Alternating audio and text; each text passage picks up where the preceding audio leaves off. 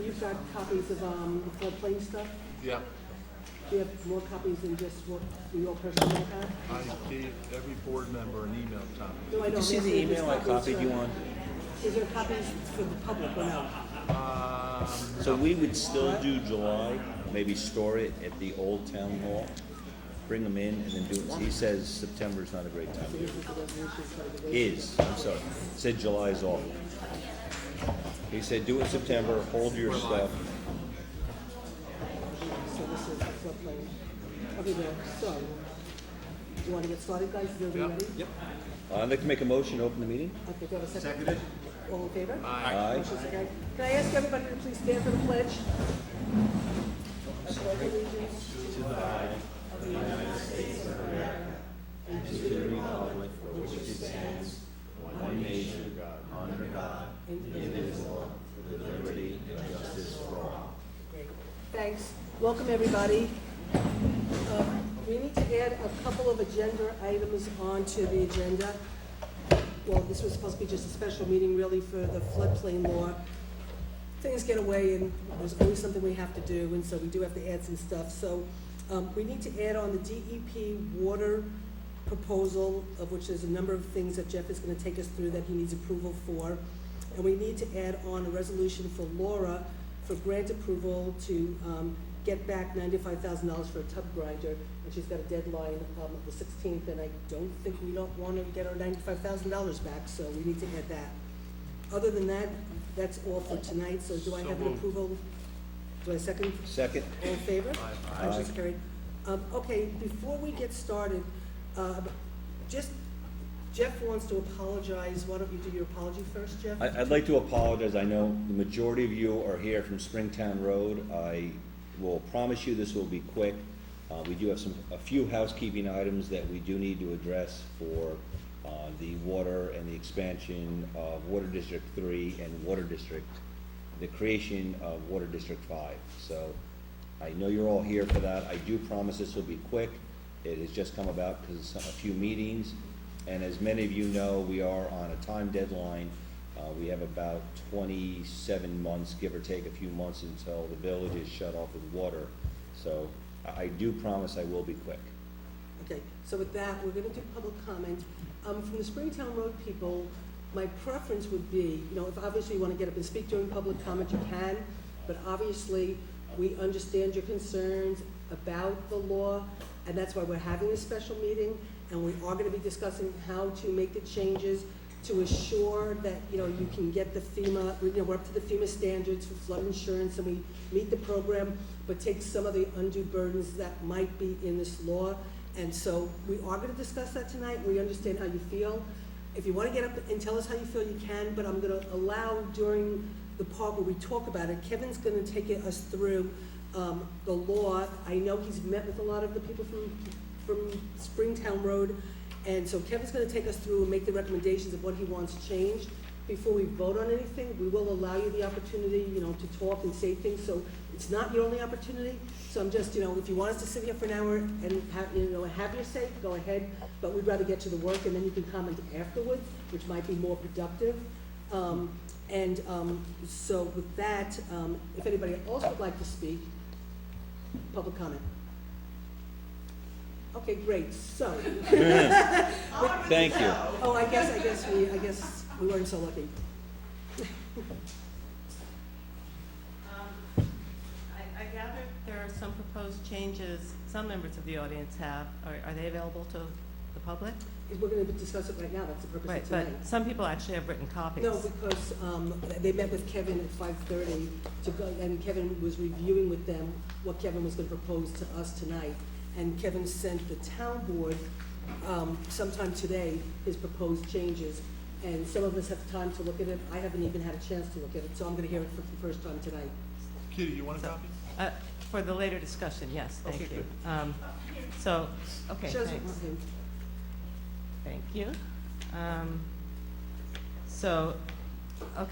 First of all, I have no objection to the town board reviewing or amending the town floodplain law. Let me just get that out there right up front. I do just want to remind you that when a law is amended, you need to show that the changes are of greater public benefit to your entire community than the existing law. So I'm assuming this process is part of doing that. The way to determine that is to submit to your town engineer, town attorney, town planning board, town environmental conservation board, county planning board, and state floodplain administrator the proposed changes so that they can review them and you can consider their responses before you schedule public hearings. You are planning to hold public hearings? It's just public comment. Let's- Okay, great, no comment. So I'm going to leave it that the public expects that there will be public hearings on this. So in other words, you need to follow the same process that was followed when the law was passed in order to amend it. Councilman Barry recently appeared on the front page of a local newspaper. It was about a month ago at a meeting where he advised the residents of the floodplain district to approach this board with proposed changes, and I see his name is on these proposed changes. Since he is a resident of the district and his undeveloped land would clearly become developable under any amendments, in my opinion, he should not participate in tonight's meeting or any other on the proposed changes. So I request that you hold a discussion to determine if Councilman Barry has a potential conflict of interest, and if so, that he recuse himself from tonight's discussion or any other discussion of these proposed amendments. Thank you. Okay,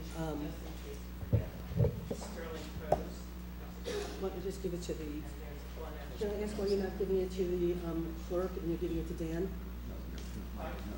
Are you giving everybody copies? Oh. You really just have to give it to the clerk. Please give it to the clerk.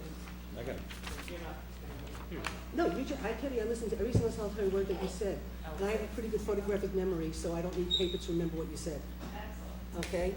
And I will just state for the record that this board does everything by the book and by the law, and we don't intend to amend the law tonight and just all of a sudden make the changes because you want us to make the changes. We're going to be discussing the changes, and then there's a process, and we'll go through the legal process every step of the way.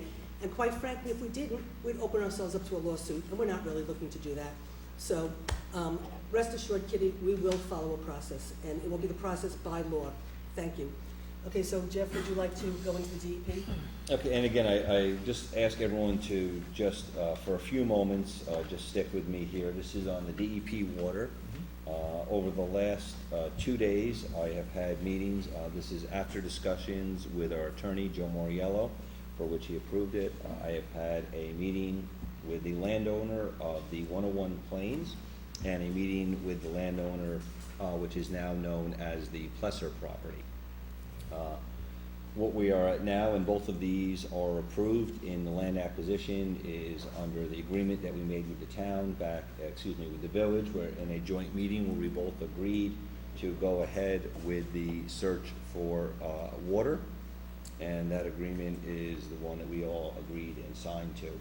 So what we are doing now is looking at both the properties. After a meeting with Roars, what I would like to do is, there are two pieces from the Roars property. The first, I'd like to ask the board for approval of the town going for an appraisal of the 101 Plains, also known as the Roars property.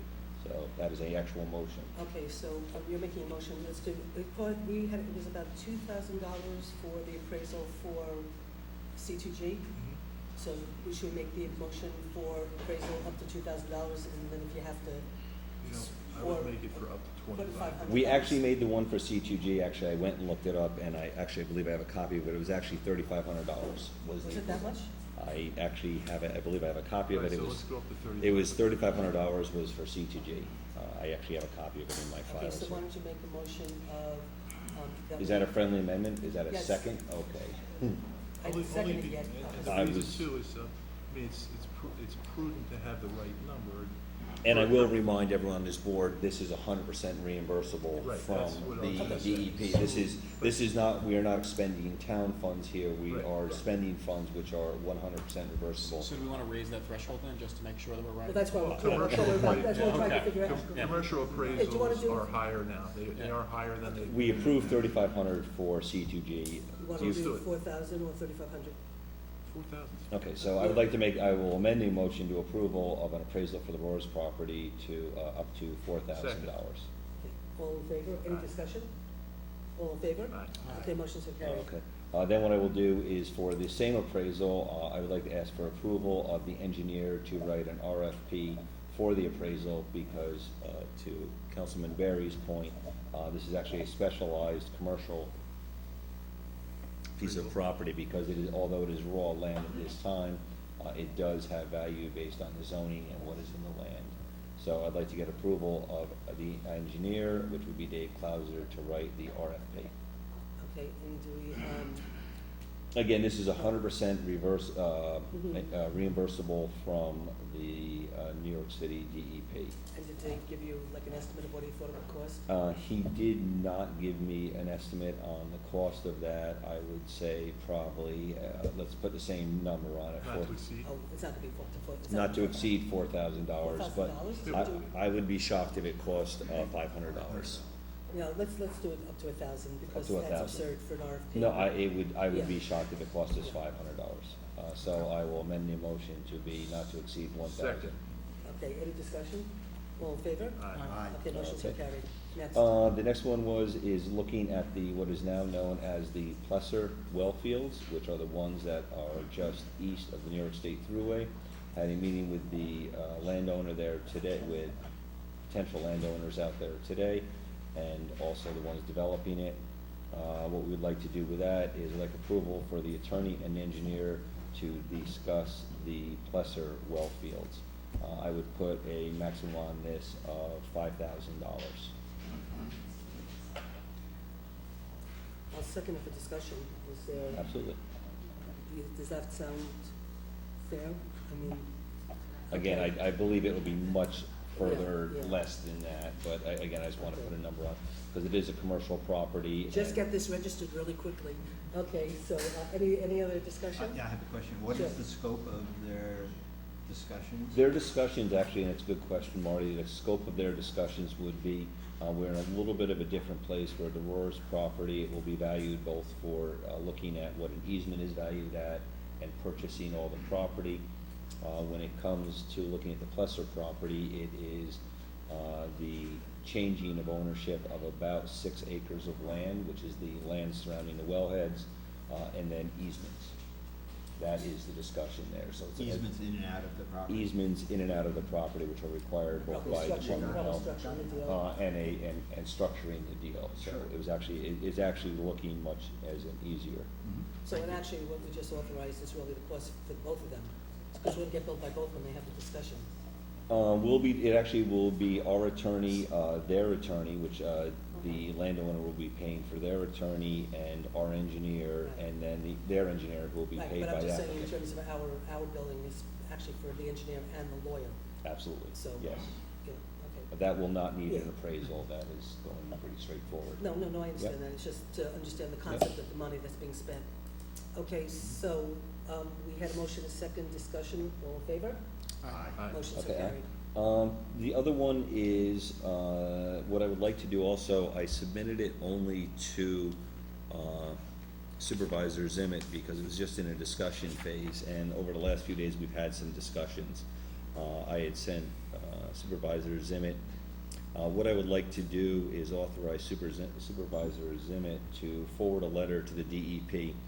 What I would like to do is request $125,000 from the DEP. This $125,000 would be used only to do what we would call the O&M, the operation and maintenance of the district, the proposed water district number 5. And what I would like to do is I'd like to ask this board to authorize a supervisor to authorize $125,000 for the operation and maintenance of the district for a period of up to 6 years. We do not exactly know the rates fully right now at this time. We do believe that will get us through at least 6 years, if not more.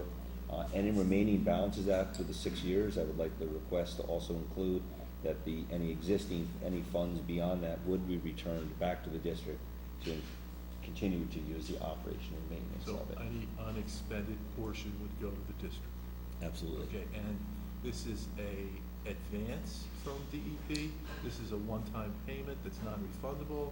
Yes, this would be a one-time payment. It would not be in advance, it would be after the creation of the district to operate the actual district. So we would get it upon completion of Water District 5. It would be $125,000, which would ensure that everyone in the district for at least a period of 6 years would not have any cost to the operation of the district. So their bills would be netted out at a rate of zero. Zero. They would have zero cost. We would still be able to generate bills and let them know how much water they're using, but they would not be paying anything for us, as we would have the funds in it.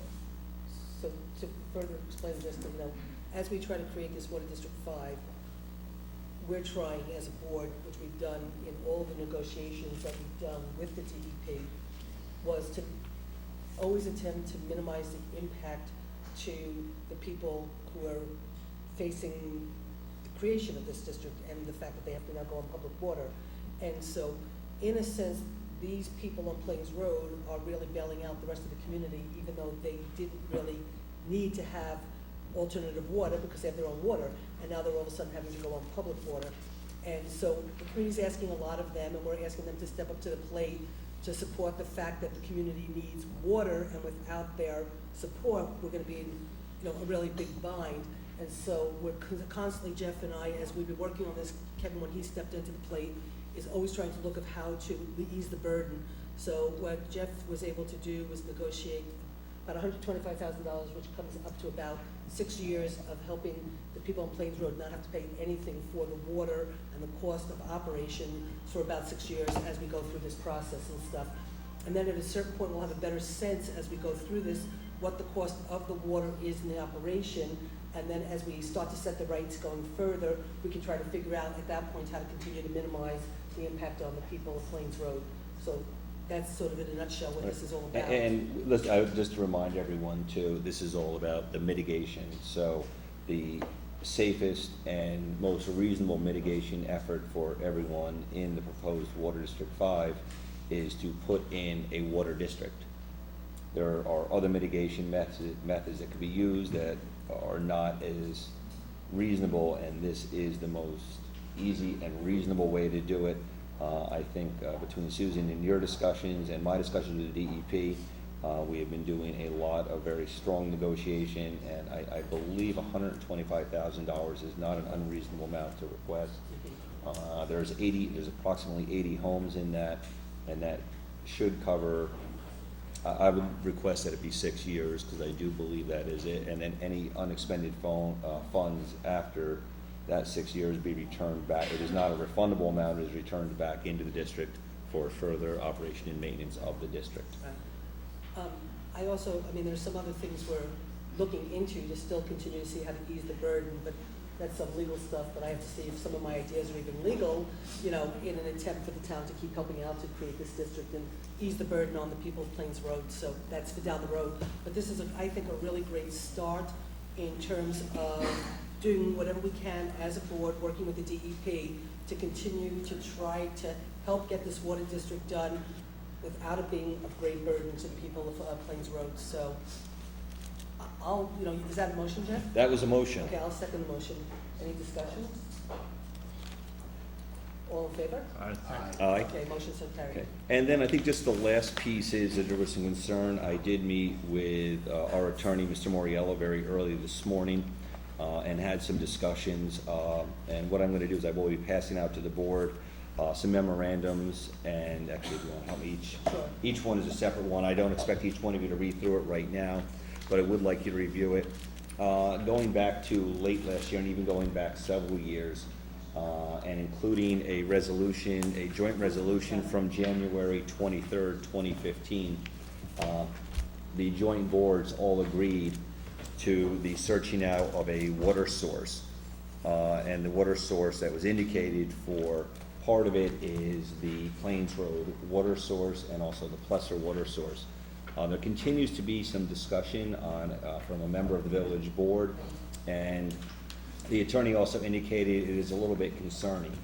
So after everyone reviews all these separate, from Dave Clauser, from Veneer Larios, You're also going to be looking at a copy of a letter from the New York City DEP director, deputy director, all of them indicating that there's been some information given that, for lack of a better term, that is not correct whatsoever, up to and including even Dennis Larios was present at last night's village board meeting and was also able to state that there is a lot of information that is not correct. So what we're going to be having is I'm going to be having our attorney, Joe Moriello, will be in discussions with Dave Mertzig to ensure that the support of where we are and what we've accepted as joint boards is the way we are going forward. And the way we are going forward is use of the Plesser well fields for the town and also using the 101 planes for the town. As far anything else the village would like to look at, they are more than welcome to look at, and if they can fund it, that would be on their own. But both boards have agreed and need to move forward completely on supporting what we have all agreed to.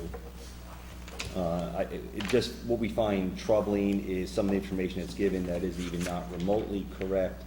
Statements being made that the DEP under no way, shape, or form has to provide water to the community. That absolutely is false. They do not need to do that.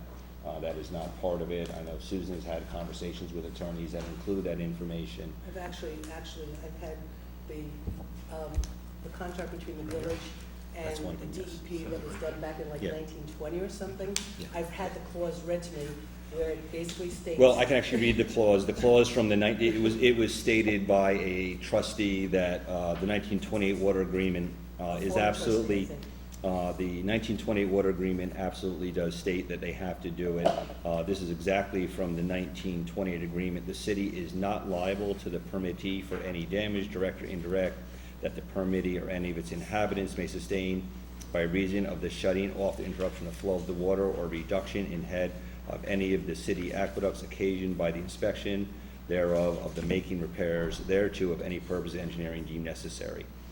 So no, the Water Supply Act of 1905 gives the communities access to the water, but at no time does it guarantee them any water. So, you know, that type of information is actually damaging and is not in support of the agreements that we have signed, the IGA, the IGM that we have signed with the DEP, and our concerns are that this could have legal ramifications. So there will be a discussion between Attorney Moriello and Attorney Mertzig on this, because we need to make sure that we are at the correct point. I mean, even up to simple errors of someone wanting to, a trustee stating that he can draw the water up to the top of the mountain. Unfortunately, there's laws covering the drawing of water. There's an approximately about a 450, 500 foot difference in elevation between the river and the reservoirs. Unfortunately, there's a law that states you cannot do that, and it's actually a law of gravity and physics. So it's not a law that you're able to overcome. Water can only be raised in a column about 27 feet, or at perfect conditions, approximately 30 feet. So this type of information is damaging to what we are trying to accomplish here. And what we are trying to accomplish here is to provide water to our community. So I just want to keep everyone updated. I handed you all the documents. If anyone has any further documentation they need, please let me know. I'll be more than happy to discuss it with you or point you in a direction for it. Just to clarify, Jeff, because I did attend the meeting last night, what you stated was representative of an individual trustee and not necessarily the view of the entire village. No, I did say it was a trustee. Okay, yeah, I just wanted to make sure that we're. All yeah. throughout the conversation, I said it was a trustee. I never said it was the board, but still, that board, each member of a board represents the whole community, and we were elected to represent the whole community. So So an even individual just- speaking yeah. does represent the Okay, that's community, what I was- the same as everyone on this board. We were elected to represent the community, hence why we have a community in front of us. We are here to represent this community just as equally. And so I do thank everyone in the audience. I appreciate you giving me about 20 minutes there to do that. It was just some housekeeping we needed to do, and Thank you, Jeff. that is all I have. So thank you very much, everyone. Okay, Thanks. so, Kevin, I guess I want to give you the opportunity to make a decision of how you want to handle it. And A do you statement want was made- Stacy a to statement- join us? She did. Yeah, A statement was made during public comment. I want to give you the opportunity for us to either go into executive session, if you feel the need that you would like to talk to the board, or you just want to. Well, I heard the statement, and I've filled out my disclosure statement every year as a town board member and filed it with the clerk, indicating that I have an interest in my home and a couple other pieces of property. I actually spoke in front of the town board at the time this original law was being proposed and made some of the same comments that I'll be making here tonight, so it's nothing new. We're not taking any action on it, so I don't think there's an appearance of impropriety. My role here is to educate, not to garner some benefit for myself. I actually was approached by community members several months ago. I didn't approach them, they approached me because they had some questions about the law. I met informally with a group of them, and then a couple of months ago, once Caroline Paltz and some other members of the community actually started reading the law and understanding it, they had even more questions. So I have met with them. It was at their request. I met with Caroline Paulson yesterday in my office for 2 hours because the board instructed me to interface with the public, which I'm doing. And I met with members of the community at 5:30 tonight at one of the members' homes on Springtown Road. So I'm all about open government and full disclosure, but I'm also about representing the interests of people in the community as a whole. And if I see some inequality or inequity in the law, I want to point it out to the community so they understand what their rights are so that they can make an informed decision. So at this point in time, I don't feel I have any kind of a conflict. Okay. And I will also bear some of the blame, if you remember, and Caroline, you and I traded some emails very early, and I deferred, and I actually asked Kevin if he was available without even thinking about his land, just because he is an attorney, and it was starting to get into a little bit of confusion there, or muddy waters of, there is also part of it where we also need to keep parts of the law because of the FEMA regulations, which I know Stacy can speak to a little bit, Kevin can speak to, but it's not as simple as just saying we can scrap the law, because we can't. There are certain parts we do need in. And actually, we got comments from the DEC, thank you, I was gonna say DEP also, from the DEC, indicating what parts of the law we really do need to look at, and also it was written in a language that Kevin was able to better translate. So I am more than comfortable with having Councilman Berry, who also only represents 1 vote of 5 votes here. I also, for full disclosure, for those of you who don't know, I live on Plains Road.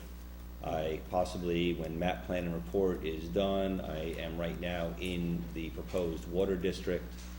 I do not see any conflict. No one on this board has saw that as any conflict. It is a $1.4 billion project. I don't believe the town of New Paltz is able to alter the course of a $1.4 billion contract because a member of the town board lives on the road that potentially could be getting it. So again, everyone in this community is going to be involved in something where they know someone. As an attorney once advised us who works with the town, if you're going to only do business with people that you have never met or never done, nothing will ever happen. There are members in this audience right now that babysat me when I was a child. I won't look at her.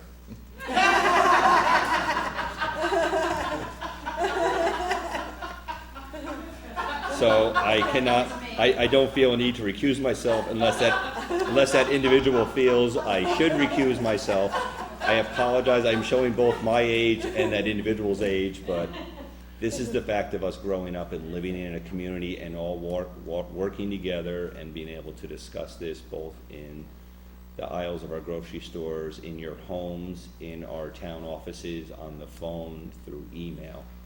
And I do not see any impropriety with anything that Councilman Berry has done, and no one has indicated anything I have done would be incorrect. But if anyone feels it, please feel free to point it out to this board.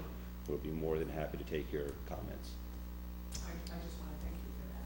Well, thank you, we appreciate it, and again, please, we are very approachable as far as I know, and if we're not, let us know that also. Okay, so we have a lot of work to continue to do tonight. Does anybody want to make any comments before we move forward on the actual law? The summary I gave you, a sharp-eyed neighbor of mine has pointed out a few little errors I made. Okay, but I so. think but- small but- errors we're good with. Okay, Okay. but, I mean, what the best way to handle it though right now is for me to turn it over to Kevin for us to take him. Before we do, are there any other objections? Yeah, I know, that's why I wanted to just make sure that everybody was comfortable with us proceeding. We're not making any action on No, any of this. no. At this Okay. point, there's- No. Okay, terrific. Okay, so as long as everybody's comfortable, what I would like to do is now ask Councilman Kevin Barry to take us through what we're being requested to look at and review and consider. Okay, so this community experiences flooding events from time to time, and because of that, the town elected to pass a floodplain law, which would make the town eligible for not only receiving the benefits of flood insurance, but also for receiving the benefits of FEMA programs in the event the properties suffer damage. So the two parts of this law were putting in a floodplain law and then putting in a mitigation plan, correct, Stacy? Correct. All right, so when this law was passed, it was passed without the second piece, which is a flood mitigation plan. Correct. And because of that, when we had a recent flood event where a property on Doug Road was substantially damaged, the people had to move out because without the flood mitigation plan, the benefits of the FEMA money were not available to them. So that was really a tragedy. From that time, this board has picked up on that omission, and we've solved that problem, correct? Yes. We are piggybacking on the county now, We right? are. Okay, so that problem is resolved.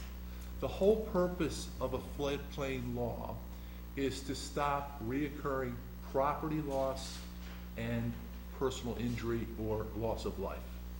And it really makes sense because flood events require the federal government to come in and offer substantial funds to homeowners that suffer from property damage, because flooding does create a lot of damage.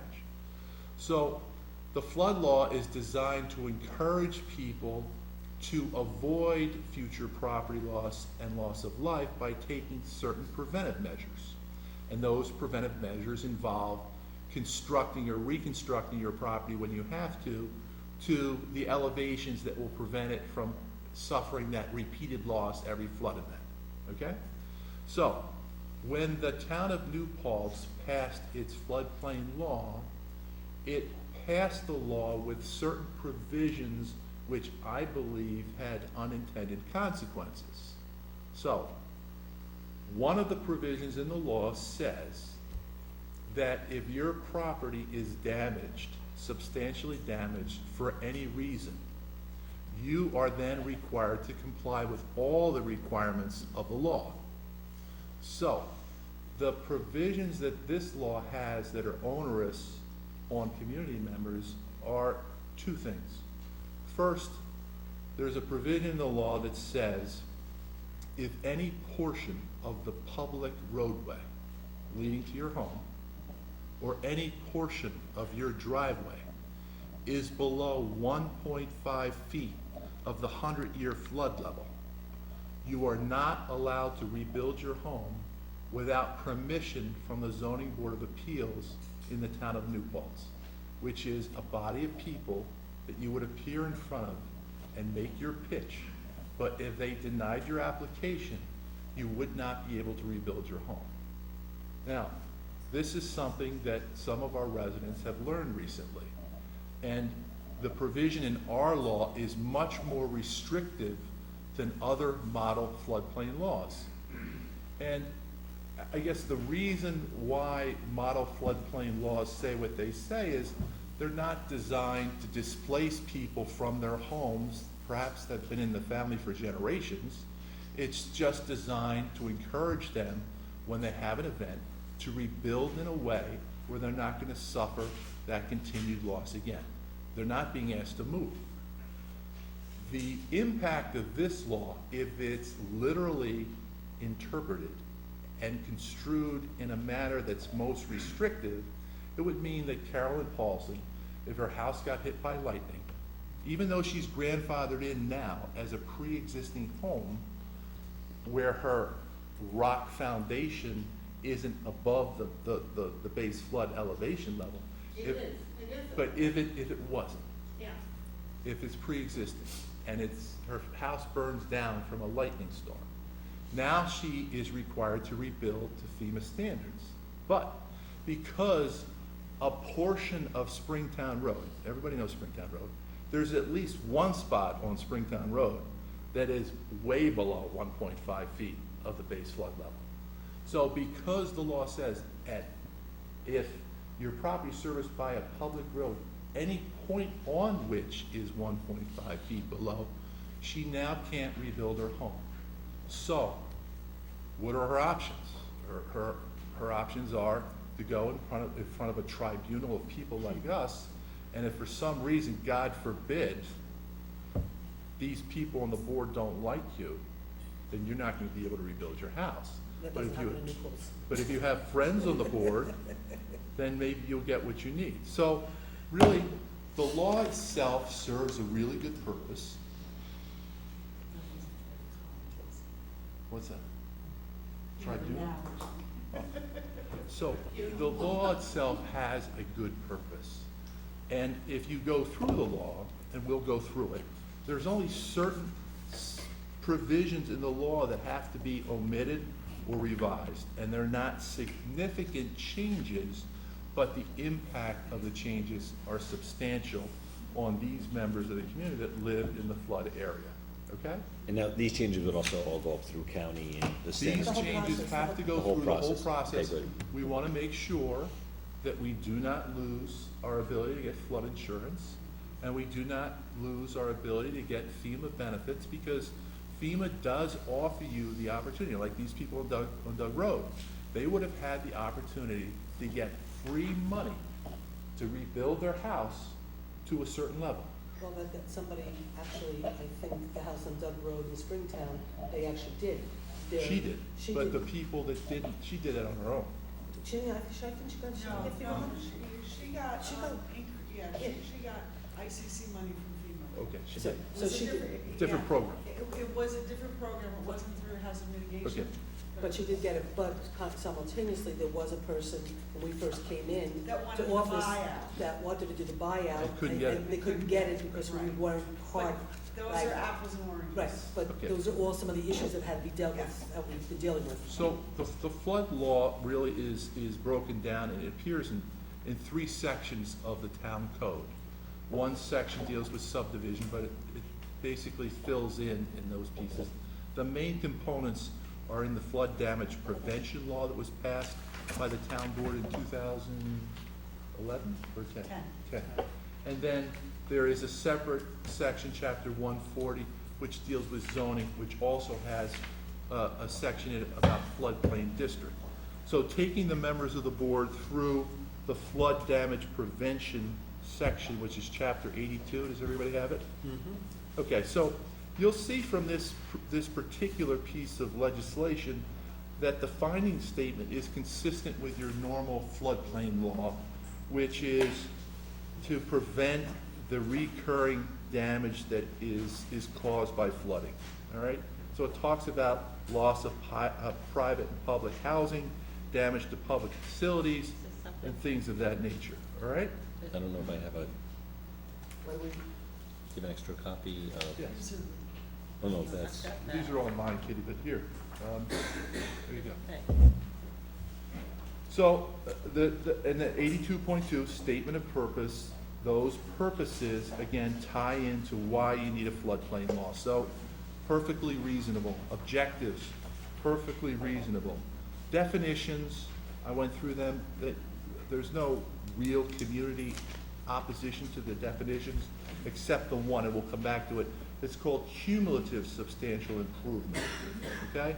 And if we just read this, it says, any reconstruction, rehabilitation, addition, or other improvement of a structure that equals or exceeds 50% of the market value of the structure at the time of the improvement or repair when counted cumulatively for 10 years. So we'll come back to that definition. but what it means is basically, after a certain period of time where you've improved your property, it's gonna hit a certain number. And once it hits that certain number, you're gonna be subject to the requirements of the law, which means that you have to build to flood standards. Do you agree?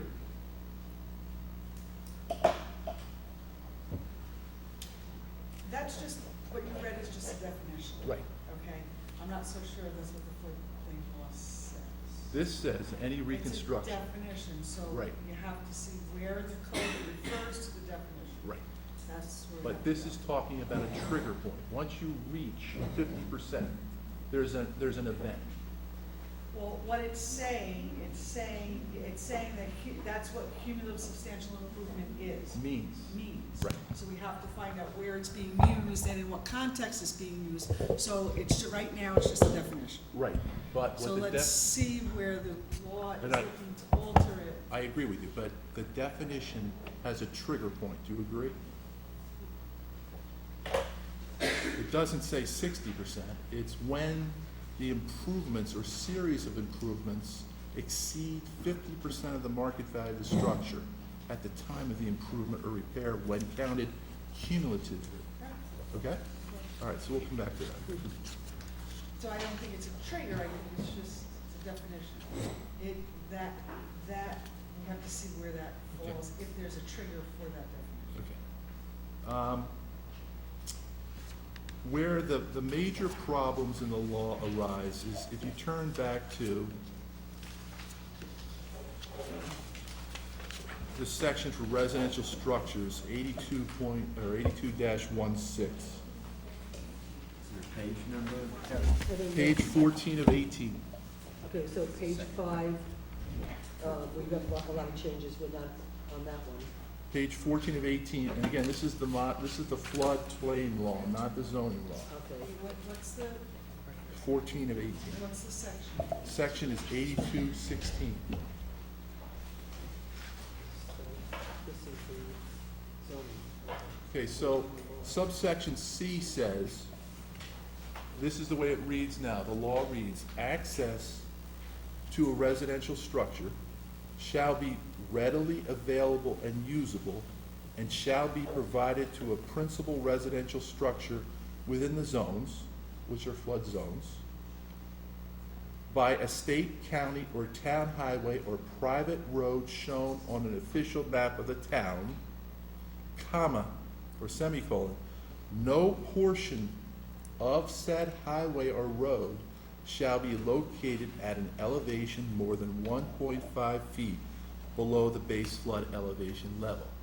No portion, going on to the next page, of the private driveway used for access to the residence shall similarly be located at an elevation more than 1.5 feet below the base elevation level.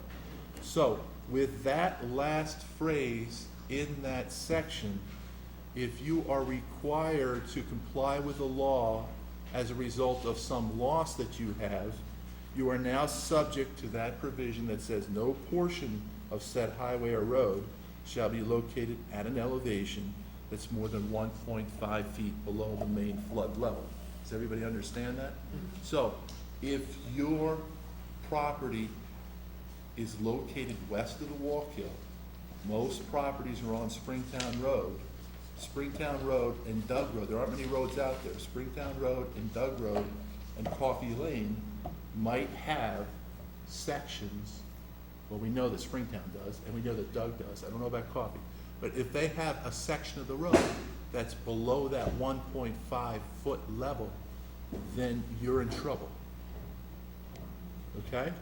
Now, when you see the language or a private road shown on an official map of the town, that has some significance, and I want you to know what it means. And we've dealt with this recently. There are certain roads that are private roads in this community, and unless that road is shown on an official map of the town of New Paltz, and we have an official map, you can't get a building permit if you own a lot on a private road that's not shown on that map.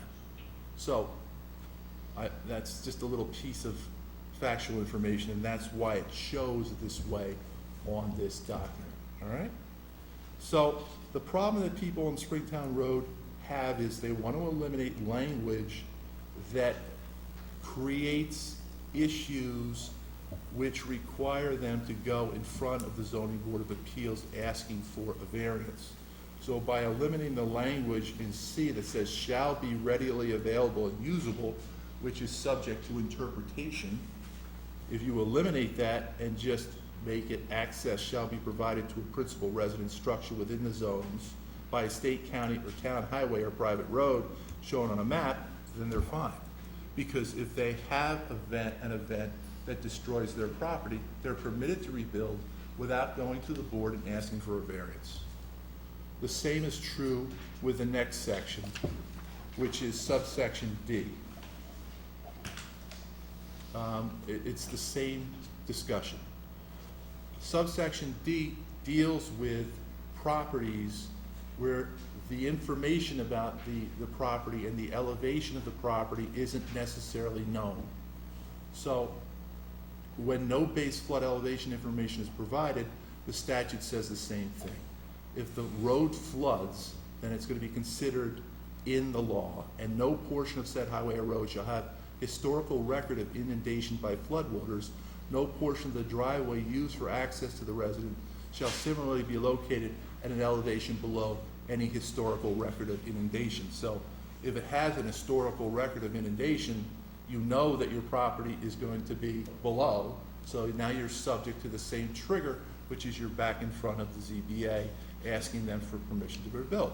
So what happens if they say no? What do you do? What do you do if you're a member of the community, if you've lived in your house for 90 years, and they say, no, you can't rebuild? What happens to that house? It's going to be abandoned. And you're going to have an abandoned house because you're not going to find a buyer for that house because they're going to be subject to the same trigger. Why in the world would you want to buy a house where you can be basically told that you can't rebuild? And then if you try to sell the house, think of the complications there. You're going to commit fraud because you're not going to tell the buyer that your house can't be rebuilt. It's going to be a crazy nightmare of events. All right. Non-residential structures, section 8217. It's a similar type of problem where you are again tying your ability, you're tying in the inability to rebuild your house to this base flood elevation level again of the roadway and your driveway. Okay, now, that's the basic problem with the law. Kevin, can I ask you a question? Yes. Is this required, this type of, this based on the road fee? No. No? FEMA has certain. Kevin, can you repeat the question, A for the camera, B, I couldn't really hear it. His question is this a FEMA requirement that you have a situation where it says no portion of the public road, the town highway, or the private road shown on the map? That is not a restriction that's imposed by FEMA. Okay. FEMA will set out a framework for you to operate in. And if you meet the minimum threshold, then you're eligible for the programs and the insurance benefits. You as a community can be as restrictive as you want. So if you want to bulldoze all the homes down west of the Walk Hill, and that's your desire, you can do that, I guess, through legislation. That's really restrictive. This is perhaps the most restrictive you can be. And so when I back up from this and I look at the law and I look at what it says, I say to myself, gee, if I did this, I would have looked at the facts of the flood area first. So what I would have done is I would have examined the flood fringe area to determine what properties are located there. So if you look at this map, I'll just hold it up. Anybody else want to help me hold this up? I will. Volunteer? Tall people. So this is a map that shows there are other flood-prone areas that are on the flood map, official map of the town, that are on Blue Park and other areas that are outside west of the Walk Hill. But as you can see, this is the official town map of the floodplain, which includes the green areas, okay, all the way around, and this is characterized by a green called flood fringe. The areas within the green areas that are yellow have been documented as being above the being above the base flood elevation level. So these have been measured to a point where these properties have been determined to be a higher ground. Now, this dark blue section is called the floodway. And that's really the dark blue area is the river. Right. The light blue area is the floodway. And this is what the DEC and what FEMA has determined to be the breadth of the river when it's flowing. This is the floodway, and that they really don't want any construction in the floodway. Okay? But as you can see on our map here, there are some properties that are in the floodway. Some small properties that have been there for years. So our existing law would take this into consideration and allow these people to rebuild, but the law doesn't really want them to expand their footprint. Because in the floodway, you don't want any obstruction. So there'd be more restrictions on people in the floodway than there would be in the flood fringe. Getting back to my point. Now you examine the properties that you're dealing here that are affected by the law. And in looking at these properties, you see that there aren't a large number of properties in this district. And if you were to count them up, I don't know, maybe there's 75. Now, out of these properties, how many of them have had flood control events? You look at that information. You look at the size of the parcels to see how big they are. Because this whole area is a 3-acre zoning area. It's 3 acres. You have to have 3 acres to build on a piece of property. No. You look at the road frontage. If you have a 6-acre lot that you can subdivide, you need to have 400 feet of road frontage. So you eliminate the possibility of development by this level of filtering the facts. So you boil down to a point where when you look at this area, what's the propensity for further development out here, really in the long run? Not much. And when you talk to the building inspector, you might ask her, how many building permits have been issued to West of the Walk over the last 10 years? And she would probably say not too many. So, the law is on the books right now, will basically take this area and turn it into vacant homes eventually, if you have a zoning board of appeals, which will not grant permission for people to rebuild their homes. So, I would have tailored the law to these facts, rather than taking a law and pulling pieces out of other model laws where you're dealing with situations maybe where you have coastal flood, or you have the Mississippi River that has a series of levees, and you have this huge amount of construction along these waterways. So my point is, I would have tailored the law to the facts instead of having a law that's generated, which really actually takes away the ability of people to continue to live in their homes. So, going to 82.21. This is another example of what I consider to be kind of nonsensical legislation. Now, your house burns down, and you have to go in front of the ZBA. You have to ask them for a variance so you can rebuild.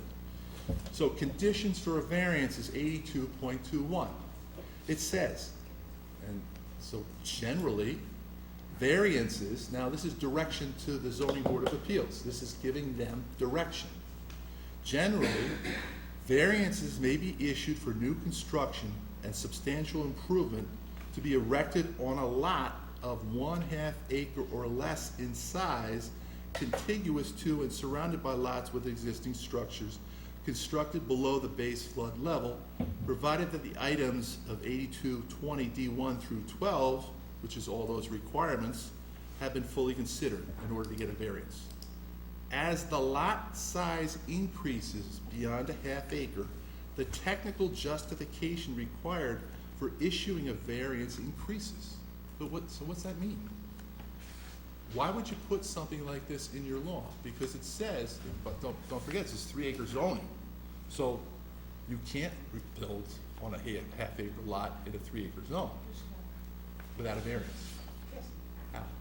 pre-existing non-conforming. Okay, so lot. pre-existing non-conforming. Okay, but if you were gonna subdivide and build, you couldn't do it, you You had to go can't through it. subdivide on a half-acre lot. Right, okay. So what's the technical advantage given to half acre versus larger lots? Reading this, I would say that the larger the lot, potential for more development. So with the potential for more development, the conditions on which they have to review would increase because there would be more development. I think that's what they're looking at.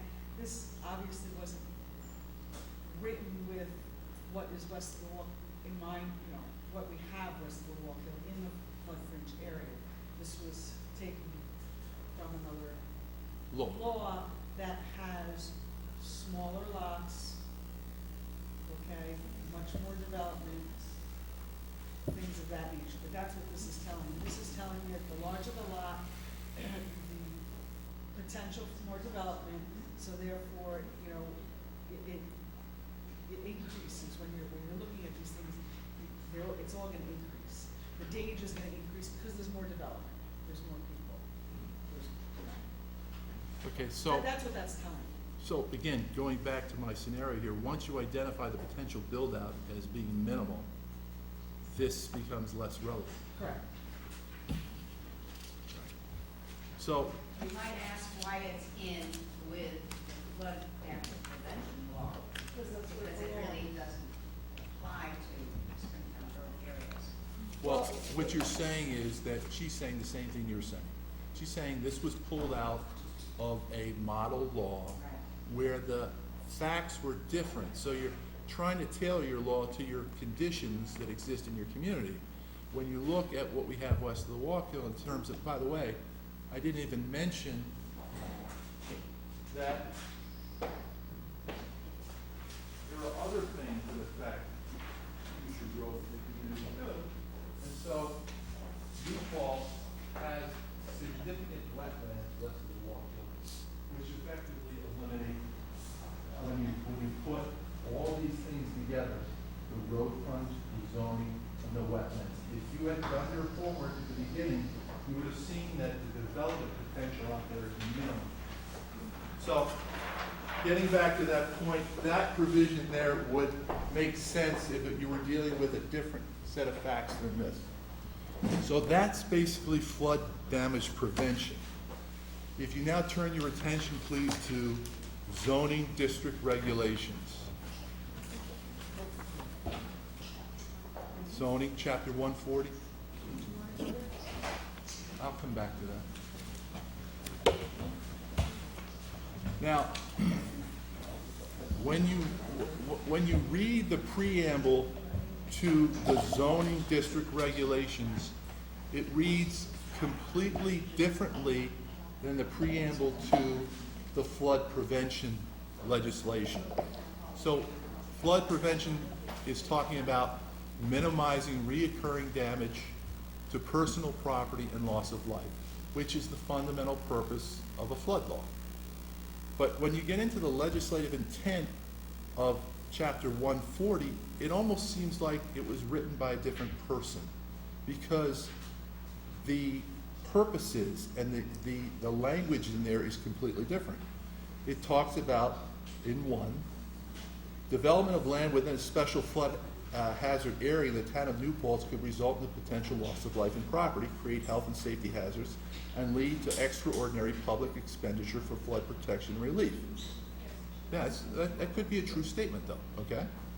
But then it goes on and says, since the development of these areas is not essential to the orderly growth of the community, and since these lands are suitable for open space uses that do not require structures, fill, obstructions, or any other form of development, the town of New Paltz, this is your town, finds that it's in the best interest of the town residents to establish standards, regulations, and restrictions for development within the floodplain district. So, it's a little bit different, the language. And when you get into it, And I'm sorry, Kevin, just because I was here when this was being written, if my memory serves me, yes, the intent of the law was written prior to the body of the law. And if I do remember when we were writing it, I do remember us discussing the intent and then seeking out counsel, and I believe even further counsel, to then, with assistance with writing the law. So I do agree, the intent, I think, is well-meaning, or you don't agree to that? No, I think the intent of preventing reoccurring property loss and damage to property and loss of life is the ultimate purpose. Right. But I think that preamble says a little bit more. It almost says that the law is going to be written now in a way that minimizes the value of the people and the structures that live west of the Wallkill, because ultimately the way it's written is once their properties are damaged, substantially damaged, they don't get permission to rebuild, then their house is going to become vacant. So if you kind of look at what they're trying to say on page 1 and say that development of these areas is not essential to the orderly growth of the community, and these lands are more suitable for open space, and then you get into the body of the law and ultimately could lead to a lot of open space, then you have to question whether or not you've moved away from the basic purpose of a floodplain law, which is to protect against property loss and loss of life. So when you get into standards and requirements for new construction, page 5 of 7, town board members, it's really the same language that applies. So in G2, it says all new residential principal structures that are located in the flood fringe subdistrict must provide for readily available and usable vehicular access at or above the elevation, not more than 1.5 feet below the base elevation level, at all points between the structure and a public or private roadway which provides access to the structure, and see this additional language, and at all points along the surface of the public or private roadway that provides access to the residential lot. And that's really what people have a problem with. You're really taking away from them the right to rebuild, because everybody knows that the streets out there, there are points along there that are below 1.5. That's a known fact. So, and if you look at the language here in 2, if you're writing a piece of legislation, it should be consistent. So if you go back to the old law, it talks about vehicular access by a state, county, or town highway or a private road shown on an official map. If you want your language to be consistent, it should be consistent. So that's why that phrase is added there, because that is consistent with the way they describe it in the flood prevention law in terms of the requirement. So the same thing is true for subsection 4 of G.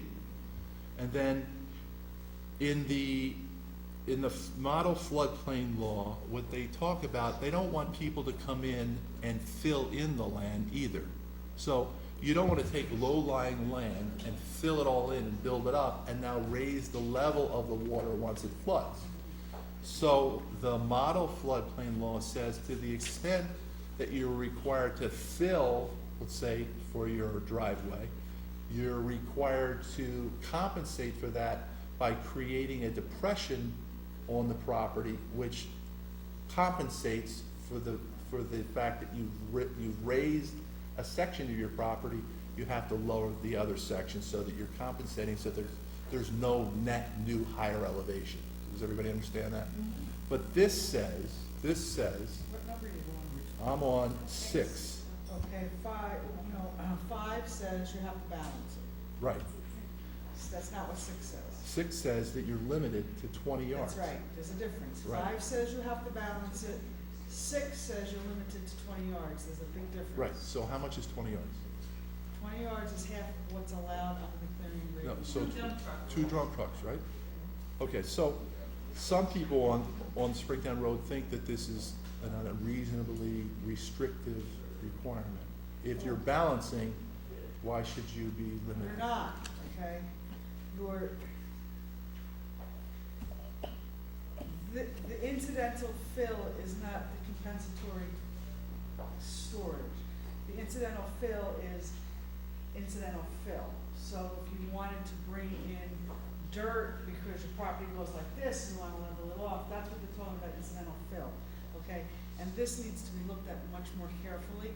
I don't know where the 20 yards came from, Okay, there may be a standard on that, Okay. with your, as you put it, balancing out, so to speak.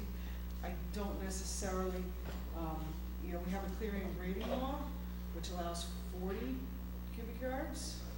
Okay. Okay, so this is half of that, so you might be able to bring in, any lot in town is only allowed to bring in 40 cubic yards. So let's investigate the significance of So this needs this. to be All right? looked at, All right, yeah. good. Definitely needs to be looked at. All right, so we'll look at that. And then, when you get into page 7 of 7 on the zoning law, basically, it says that any lawfully existing parcel of land located within the floodplain district which is unimproved and which existed on the effective date of this section may be developed by one single-family principal residence and accessory structures which comply with the code. However, that the criteria regarding minimum access, that's that 1.5 feet public roadway thing, is not required. So, for any vacant lots that existed in the flood fringe at the time this law was passed, you can build a house on that lot without complying with the driveway and public road requirement. However, if that house is then substantially damaged, you're back in the same boat again, which means you can't rebuild without permission from the zoning board of appeals.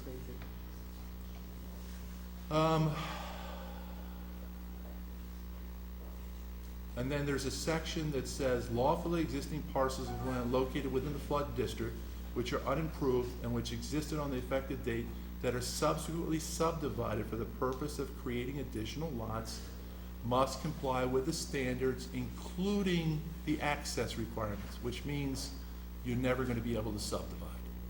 And once again, okay, there are parcels of land west of the Wallkill that probably could be subdivided, but as we said before, the maximum build out there is limited by a number of factors. And you could almost, if you wanted to spend the time, figure out what the maximum build out would be by taking the existing zoning law in terms of the number of acres for new construction as opposed to pre-existing lots, take the road frontage, take your wetlands laws, both state, federal, and local, add on the 100-foot buffers, and then you could figure out how many lots you might get out there.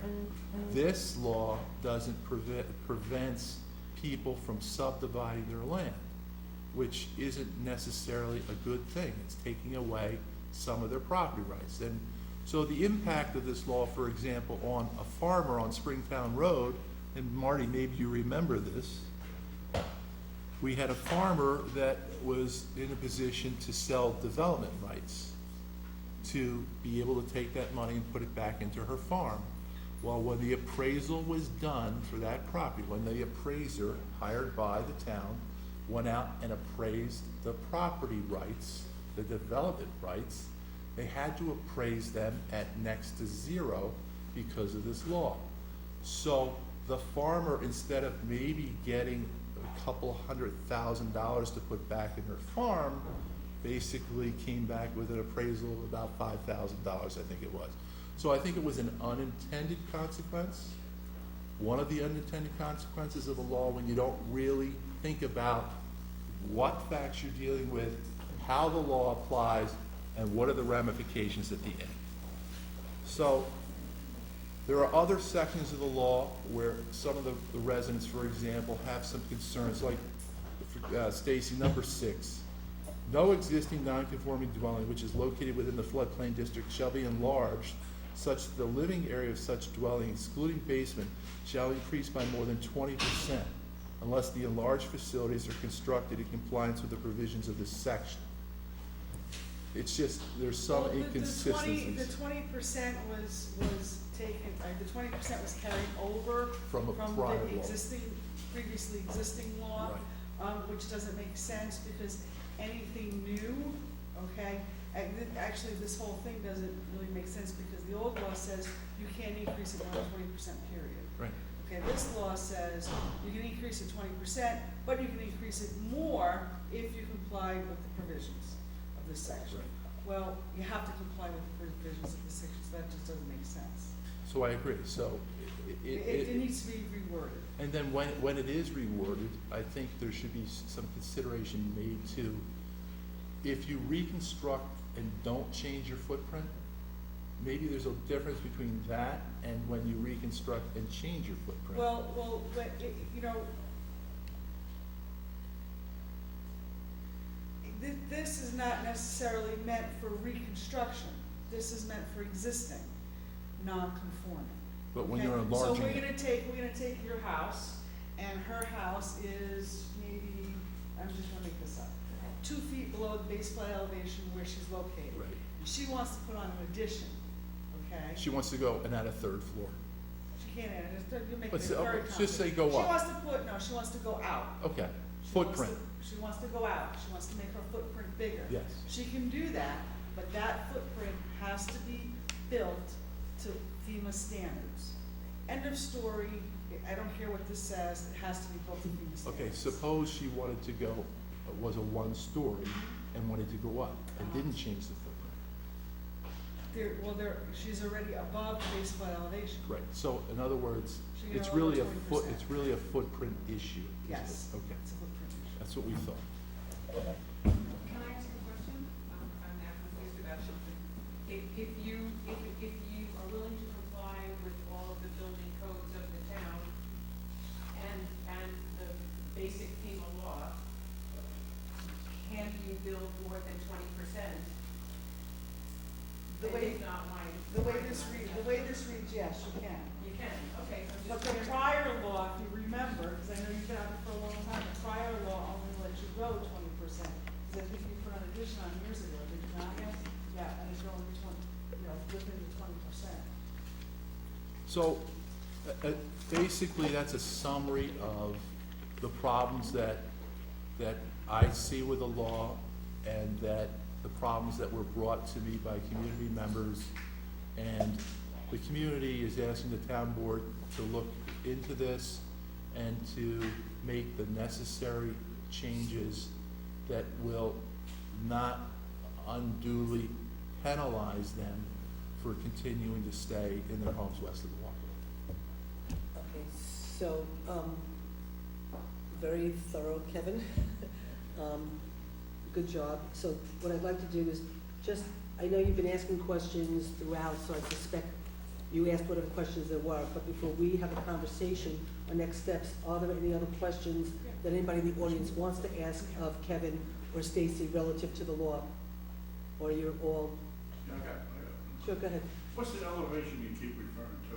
The base flood elevation level, I think, is 186 feet, It varies around on the area. but Right, in the varies Springtown on- Road area, it's about that. It runs from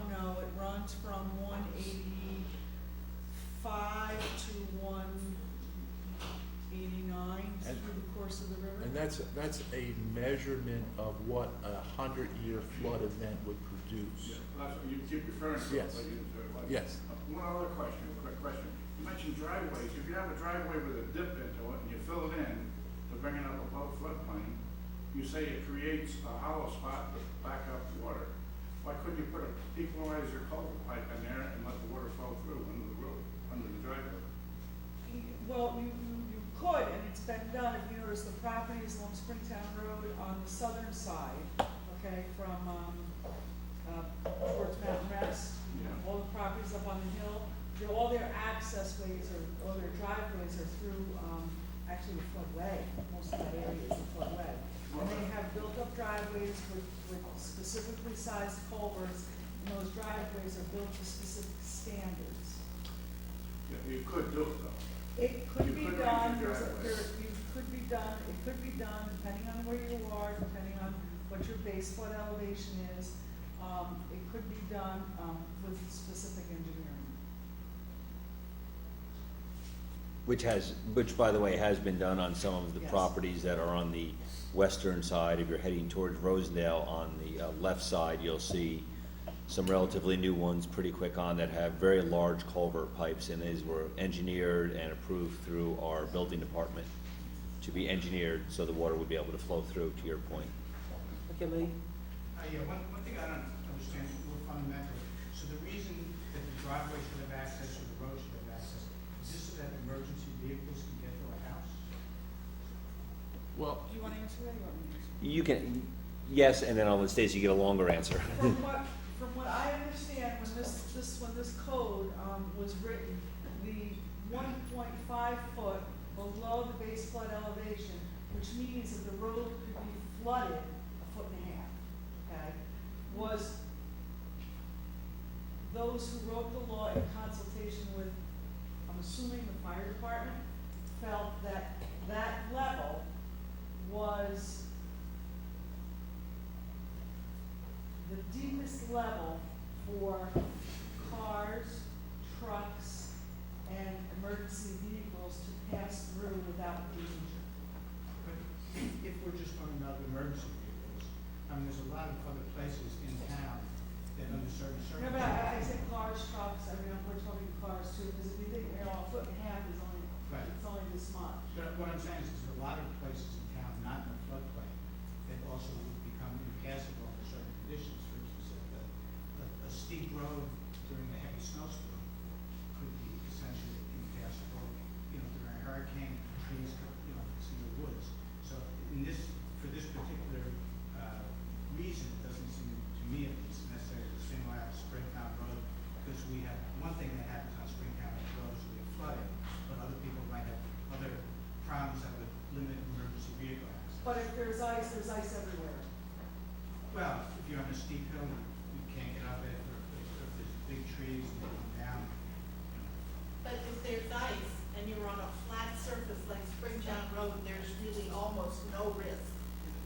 And if you're on ice and you're on a steep turn like this, and it's a curved driveway, there's so much risk, it's unbelievable. And I think, Under a lot of those yeah. circumstances, we are safer than anywhere else. Actually, And I'm sorry, Lee, and Carolyn, just because I was here, and then Lee, I'll let you keep going, but, You don't have to keep your hand up. but I'll let you That's keep going your though evidence. too, Lee, is the intent was for, there were two intents. One is the part that he read.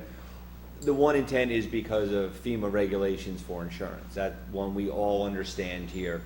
The other one is we do have regulations on the grades of roads, so we do not have any roads that we are aware of that are town of New Paltz roads. Now, can there be private roads?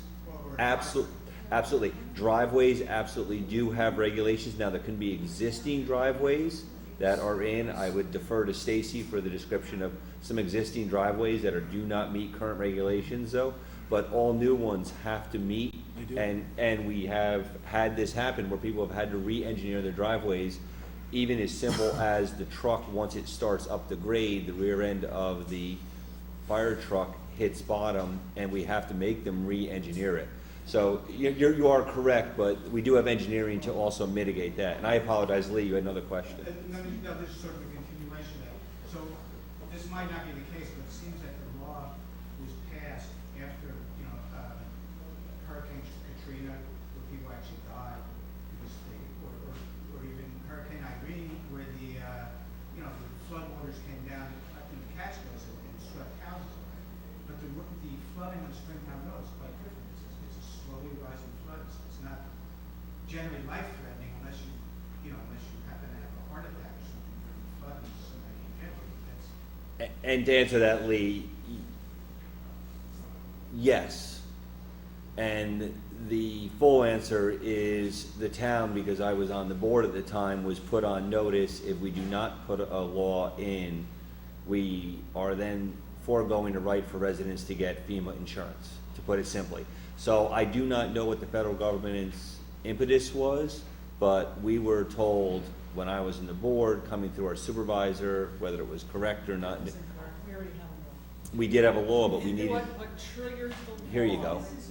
What triggered the law, if I remember correctly, what triggered the law was the subdivision request on Springtown Road for Dawn Mahoney.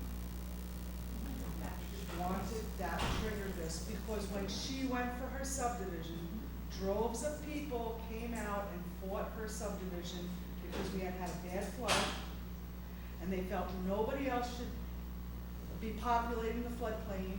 It's too dangerous. They hired a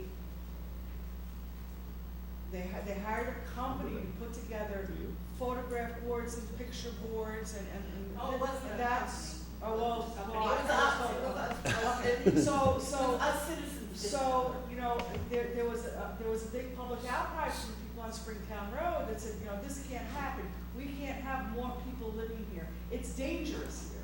That's what triggered the change to the floodplain law.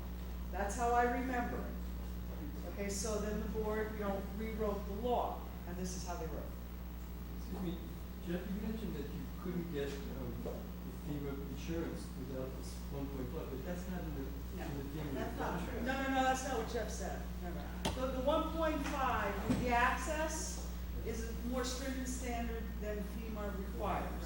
Okay, the board put that in because they felt that was, you know, the road could be flooded, but it would be passable. And what's interesting, just to kind of chime in here, the work done by Ray Lenati and in his fight with Central Hudson has really had a major impact on this. People don't even realize, I mean, Ray Lenati would go to the shareholder meetings of Central Hudson. But didn't he buy stock specifically so he could Yeah, go to the and he would go up and speak to the shareholders, the board of directors, everybody. And he pointed out the fact that Central Hudson for years, when it rained, would put up this 4-foot bladder to hold back even more water so that at the most optimum profitable time during the day, they could trigger the water through those turbines and make money.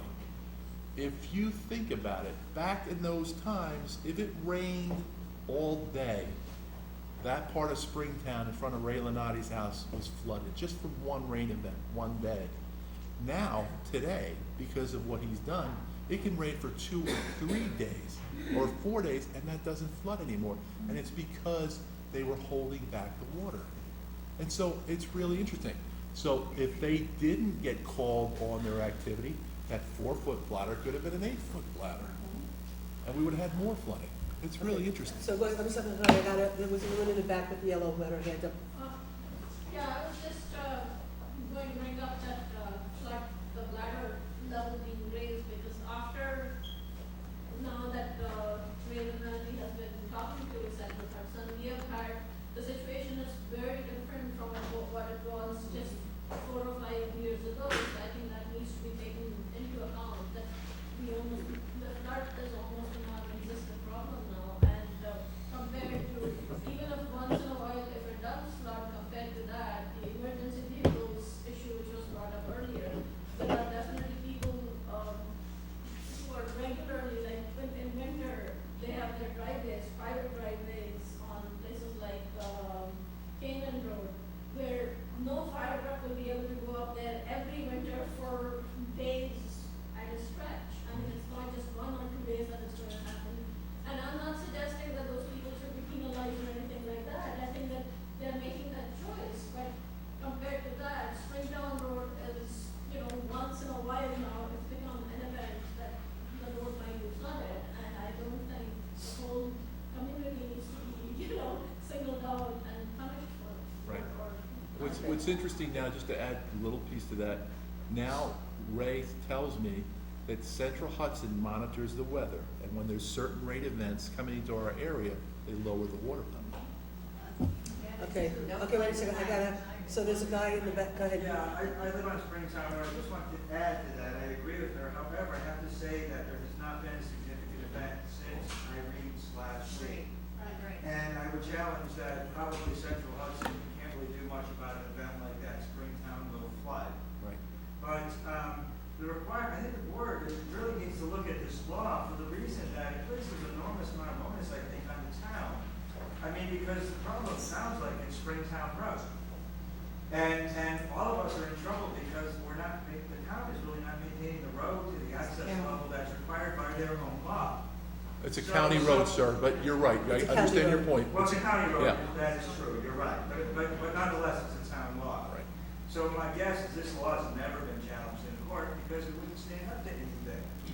There's too many holes, there's It too was many- challenged on several bases, and it was upheld. It wasn't challenged on all bases. Okay, but we're here tonight to try to figure out what, What's what, equitable. you know, what's good about the law and what is onerous about the law and unfair, and what we as a board can do. So that is the purpose of tonight's meeting. The guy in the blue? I think there's a big assumption that part of Springtown is below the flood elevation, but I wanna know, has the road actually, have all these roads actually been measured? Yes. Dave Clauser measured Yes. it. They have, it's, okay. Yes. Okay, and that's that public? Yes, Yep. Where can you find that? I have a copy of it in my office. And in fact, when we had Dave Clauser go out and do it, we gave a deal to any homeowner that wanted to have theirs also measured at a very inexpensive rate, long as he was there doing it, Right, so. I think there were only 2 or 3 people that took them up on it. Okay, Laura? Okay, yes. I just wanted to say that, yes, the town is looking, things, they were looking out for us. And if you take the worst events like Hurricane Irene and Lee, my problem was when you call into the police station, that was very nice and had recordings about which roads were closed, you would expect from a law like this that you'd hear only Springtown Road. But it was parts of Libertyville Road, Albany Post Road, 299, parts of North Manheim, 32, parts of 213, River Road. So by that, all of these roads should have these same restrictions. We were not worse off than those roads. And I don't know why people would think that we live under more danger than probably 10 other roads in town that were listed at that time. And some of them do, like 213, well, 213's out of our jurisdiction. I don't really want to expand on that much, except to say that the floodwaters on Springtown Road in the vicinity of Ray Lunati were 12 feet high. The floodwaters on Route 32 were 2 feet high. But still not passed. Well, And yeah. yet we were too a few days later. Okay, And those so, roads were- because I want to, we have more work to do, but I also want to get to what we're going to do next. So I want to just, so there's somebody in the back. I think the issue in the comparison with 32 where it's not passable and on Springtown where it's not passable is that for those of us who are trapped on Springtown, we're locked in, and on 32, there are alternate accents. And I wanted to also ask about, there's places on 32 where you can't, is that what you're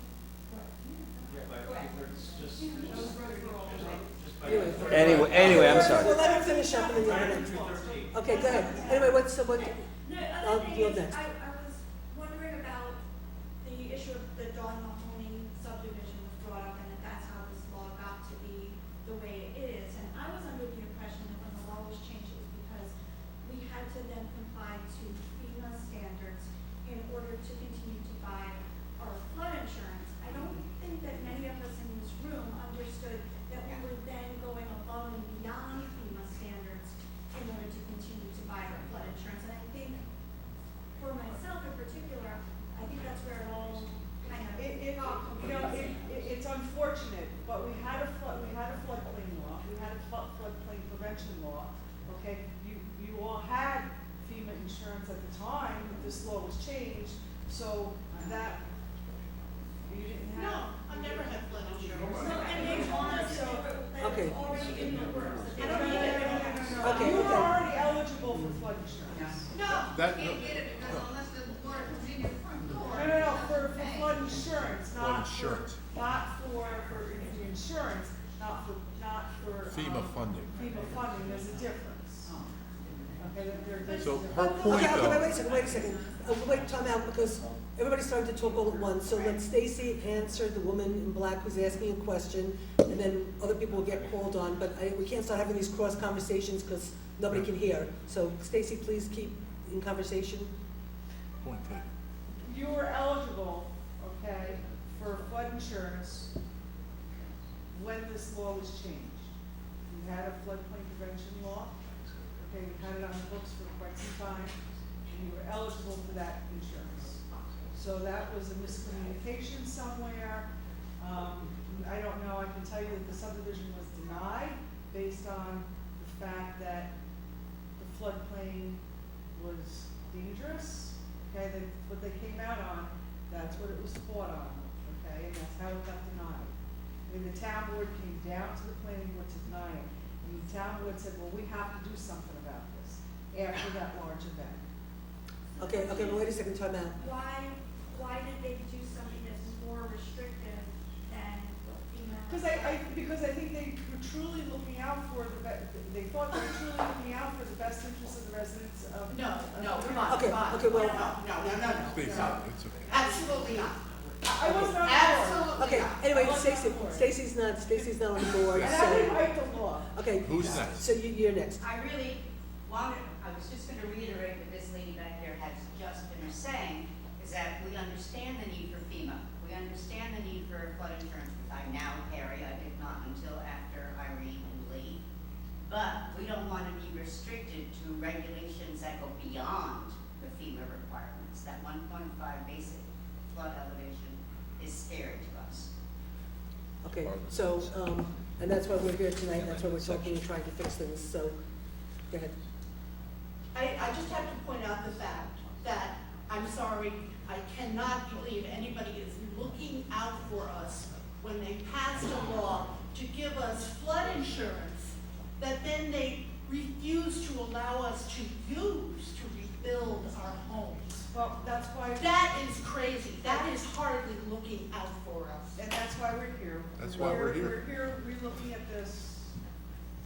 Well, again, We've been But- spending money for insurance that we can't Okay. even use if we but, have a problem. you know, at this point, it really, honestly, Been rewritten does 6 not times. benefit any of us to sit here and talk about the intent of why the law was passed, okay? Because none of us can answer the question except for those who were here and passed the law and did what they did for their own reason, and I don't really at this moment care, quite frankly. Right now, we are here listening because we understand that the law might have been more onerous than potentially intended, and maybe it was intended by some people, maybe it wasn't, I don't know. But the point is, you people who live there find it onerous. You came to the board, we're having the meeting tonight for the purpose of discussing this to see where and what we need to do. So let's not go back and try to second guess why it was done and what it was done for. We've got a board sitting here right now, we've just spent the past 2 hours listening, figuring, and trying to understand it, and a board member who spent a lot of his valuable time going through this for the purposes of making the changes that need to be made. So what I would like to do, if it's okay, because there is other work, I would like to go home tonight at some point, is if it's okay, what I'd like to do is sort of end the conversation unless there's anybody who feels they haven't had the chance to speak, because what I'd like to do is then talk with Kevin and the board about the next steps of how we can now start to address some of your concerns.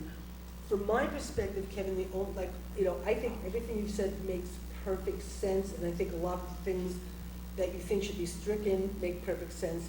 The only area that I would see that might need some kind of conversation is the subdivision portion, because there is, part of the desire not to subdivide too extensively, and I understand what you're saying about the zoning, and, there's so much in place that prohibits it anyway in a lot of ways. Well, But- nothing would, unless the law specifically prohibits it from being subdivided, if it meets the requirements of the district, whether or not there are wetlands or not, okay, it would still be subdividable. It would be whether it's buildable. There's a difference. There's a difference between whether you can subdivide a property and whether you can build on it. So, yeah, we need to look at So that, that's- because we didn't address the Right. subdivision regulations either, but that's something that we need to. So that's the point that I was gonna say, for me, that was the most muddy, everything else seems pretty clear in terms of where the problems lie, and Kevin laid them out, in terms of the dichotomy, if that's the right word, of, some of these problems kind of stuff is probably not the right word, but the subdivision part where I understand what the purpose probably was, but yet there were unintended consequences, like you said, with the farmer and the development rights and the inability for the farmer to be able to preserve his land and put the, whatever. That I think we need to work on. So what's the recommendation of how to move forward? You've made a lot of recommendations in here. Do we want to refer this to the planning board? Do we want to, let's go through a process now of where we go from tonight to the next steps. Before we do that, can I just Sure, ask one other sure, question? sure, please. And Kevin, I really appreciate you going through this and taking the time tonight. The one thing I will say, and I know it was said as an example, it wasn't meant to be literal, but when you had talked about the ZBA, if you're a good person, or I know that was just an example, but I'm from looking at this, it's section 1821F, where it does talk about the ZBA appeal process, and it says, and I'll just read it, variances shall only be issued upon receiving written justification of 1, a showing of good and sufficient cause, 2, a determination that failure to grant the variances would result in exceptional hardship to the applicant, and 3, a determination that the granting of a variance will not result in increased flood heights, additional threats to public safety, or extraordinary public expense, create nuances, cause fraud on or victimization of the public, or conflict with existing local laws or ordinances. In a lot of the examples that we've talked about where people would potentially come before the board to rebuild, would they not be covered within this clause to go before the ZBA? So, let me try to rephrase your question. You just recited the fact that there is a mechanism for people to go to a board, and if they meet their burden, by the way, the burden's on the applicant to establish that they meet all those standards. If after they make their presentation there are enough votes, then they get an affirmative vote and they're allowed to rebuild. If for some reason they don't get the votes, then they can't rebuild. So that's the whole purpose of a variance in the ZBA. If you didn't have the sections in the law the way they are, as I just recited, there's no need to go to a separate body and ask for permission. You just go back to the building inspector, you get a building permit, and you build to FEMA standards. Now, and I understand that, and we can absolutely argue whether it's at all necessary to do that, but just to clarify, under these circumstances, if you were to meet these, and I were to go before a ZBA, and I could sufficiently prove that I meet these standards, and I am denied by a ZBA, I technically could sue the ZBA. No, you have to bring an Article 78. No, it's procedural against a So ZBA. now you're into it for 20 grand. But my point is saying that. No. Yeah, okay. That is the mechanism to get you to the ZBA. Okay. The ZBA has sole authority at that point whether to deny it, approve it or deny it. If they deny it, the applicant can file an Article 78, all right? And then here's something for Need to go through the judicial system. Okay, and by changing this, that was really eliminate that. You would eliminate the entire. So now you're in court, Dan. Okay, you can't live in your house because it's substantially damaged. And it's gonna get worse. And it's gonna get worse because the mold now is gonna build up inside that place. And it's gonna become like 2 of the homes that we have now on Springtown Road, where people have abandoned their homes. And if you don't get that mold early, it is Well, I incredible. guess in some ways, Dan, okay, so I guess in some ways, sure. Does that answer? You said, those clauses have a lot of flexibility. When you talk about the showing of good and sufficient cause, what does that mean? A determination that granted right would result in exceptional hardship. Can you define those? It's totally up to the discretion of the board. Well, that's why I just wanted to talk more about that process as well, just so I Yeah, have a and I connection. think in a sense, listening to Stacy with her explanation about somebody, without that, you're right to the building inspector. And I think in this particular situation, which we have to keep in mind, when people are trying to improve their house for profit, for whatever reason, for whatever, or they want to do a business and it doesn't fit into the zoning or the code, they have to go to ZBA and blah, blah, blah, blah. This is a different circumstance in the sense that these people didn't ask for this. They've been impacted by a natural disaster out of their situation. They're being forced to deal with it. And by us putting in a hardship to say you've got to go in front of a board and let this board determine how you're going to be able to move forward to fix your house, you know, why would we as a board want to put that burden on these people who are dealing with saying it for talking, but thank you, it's just, but to be a beg for the right to fix a house that they're devastated already because they've already just gone through a horrible emergency. So, you know, if the standards are such that you've got to meet these standards, and then you go to the building inspector and say, the building inspector, okay, I meet all these standards, can I please get a building permit to fix my house? She gives it to them, they fix her house, and everybody lives happily ever after. And so, you know, to make this more burdensome at a time when people are facing, you know, probably some of the worst moments of their life, you know, I just think it's our job to try to help people, not make it more burdensome, you know, in that sense. So the way Stacy explained it, you know, as long as we know that things being done within a certain standard for their protection, for the town's protection, for the fire department's protection, you know, we should meet these standards, and then Stacy should be able to say, go ahead. Yeah, no, I'm just trying to best Yeah, no, understand I the said it. process. I'm glad you Yeah. asked it, because it gave Stacy the ability to explain it, which gave me total clarity. And So- And then the other way to look at it too, Dan, is that if, you know, if the process can be done administratively, okay, through a set of plans showing that it meets standards, getting a building permit, why would you wanna burden the town and the ZBA with something like that? You don't. You really don't wanna send it there. now this was rewritten, we've done 3 rewrites. So if anyone doesn't think we won't rewrite this, it's been rewritten 3 times. I was only here for the last one, which I believe was because of map changes. Stacy? 83, 87, and 2010, which I was the only one I was here for. Right. And that was with map changes? No, 2010 was The- full change. The full change, okay. So, Including map changes. Does both I have go ahead. just Yes. a question because I'm still absorbing information. What is the FEMA standard elevation that FEMA would allow where we have 1.5% that people are finding so onerous? If we just wanted to meet the minimum FEMA standard, It's the height of the first floor above grade. Yep, that's it. oh, very, very different. That's It's a huge yeah, no, difference. that's part of it, there are other parts to it, but that's the easiest thing for you to That's why I understand. asked, because I had no concept And of it. we require 2 feet under our law, right? 2 feet above. I think it's 2 or 3, I Right. think it's consistent with the building code and FEMA. So we're actually a little higher. Mhm. Okay. Does the board have any more, does the board have any more questions? Okay, so what is our next step as a recommendation? I think our next step is for Stacy to, I mean, really what we wanna do is we wanna find out that if these changes are made, that it does not impact our ability to get insurance and be eligible for those programs.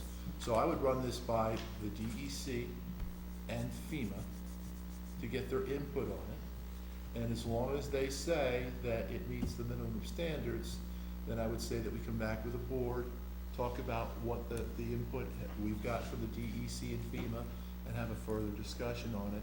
And if we're satisfied then that we want to make the changes, then I would authorize the town attorney to prepare a draft amendment and follow all the mechanisms and procedures that are required to pass this amendment and make it an effective Okay. amendment. Now, the only thing- I think the town attorney needs to, should take a look at this too, because he was instrumental. in Yeah, no, that. he said that. The only thing I would just add, Kevin, is there was some 2 or 3 places that we noted that the language was fuzzy or contradictory. So I would also just suggest that maybe some work gets done on that, and then, FEMA and DEC, and so there were a couple places where Stacy said this is contradictory, or, things that you pointed out that, where the zoning definitions don't meet the stuff later on. So there was some of those things that I think should also maybe be cleaned Okay. up, that you and Stacy can work on. Okay.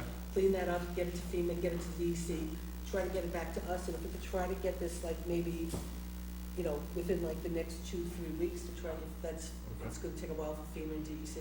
It's gonna We take, try to get it's it- gonna take a little bit, Could we try to get it From towards the end of them, August? and it's gonna take a little bit from them, and it's gonna take a little bit Okay, from but me it's as well. beginning of July, you think we Really, could set for the this end of is- August? Stace, you think we could set the end of August as a sort of goal to try to like get this back to us? Yeah, we can try. Okay. Okay, is that okay with everybody? We can get some help from some Okay. community members too. We can Town board needs help. read it, right? Okay, great. So if everybody's okay for the moment, we're gonna move on from this portion of the conversation, and we're gonna say you're more than welcome to stay to hear about a potential new town hall. But if you wanna leave, we'll take a 2-minute break for you guys to get up and leave, and I want to thank you for your consideration. Thank you. Thank you. Kevin and Stacy were so helpful to me. And also, just the fact that you got a grant to improve the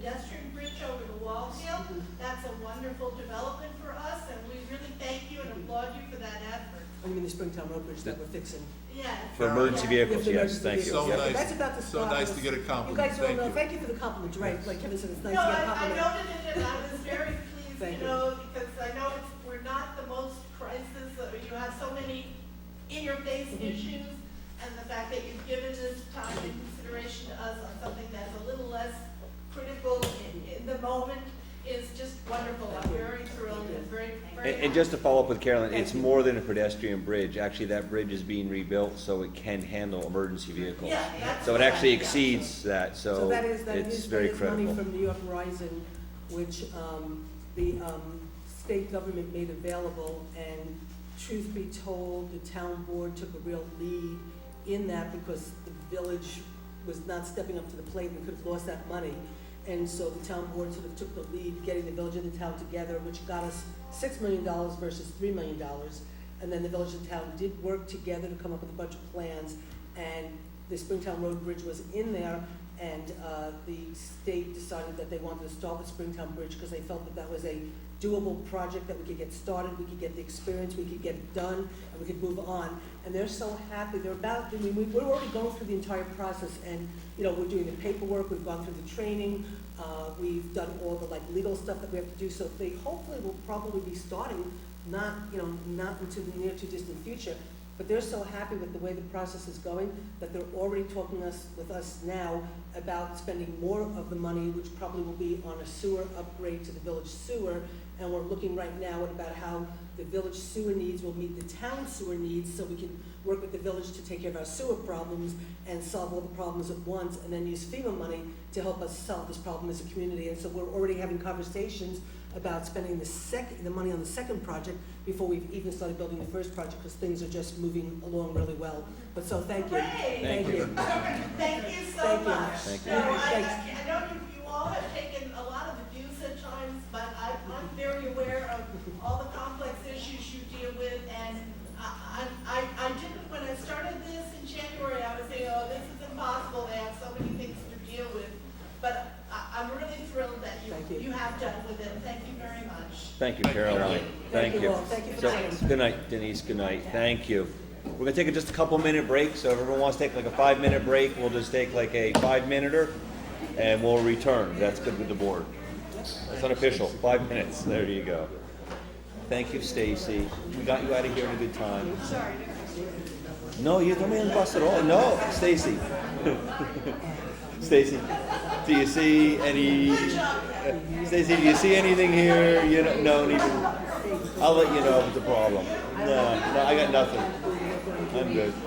No, I'm good. I think, please feel free to reach out to, I thought, does memory serve me George Rodenhausen helped us, or am I crazy? I don't remember Joe Moriello around. Do I remember Joe Moriello? I don't remember Joe Moriello around that much. It was Dave Gordon. My God, you're good. It was Dave Gordon. It was Dave. I'm trying to picture. No, I'm trying to picture in my little coconut who was here. You were just here on the board. I was new to the board, and I believe it was Dave Gordon. I think you're. I'm trying to picture who was sitting there, and I know if it was Joe Moriello, I probably would have been a little bit more involved just because it was Joe. I think Dave wrote it, I think Joe closed it. Hi, Carol. Joe probably closed it as far as, you know, having it filed at that time, when I say closed, you know, having it filed. I think you're completely right. I think you're right. So anyway, get out of Only here. because I was not involved at the time, so I can't remember. I don't remember being. I don't remember what type of involvement. I didn't have a lot of involvement. I remember being. I thought I remember being told very distinctly that it was all. It was because of FEMA changing. No. Okay. Never mind. Get out of here. Thank you, lady. That's what Tony told me. I probably won't see you till I'm going to try to leave and get on the road. We're trying to get on the road tomorrow morning. We're going up to a wedding, just all weekend. All weekend I'm going. We're going up to Syracuse for a family wedding. We've got 6 minutes. Good. Get out of here. Good.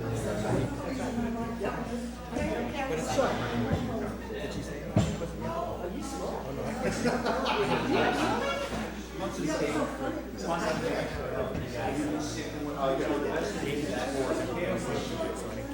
I need to talk to you, right?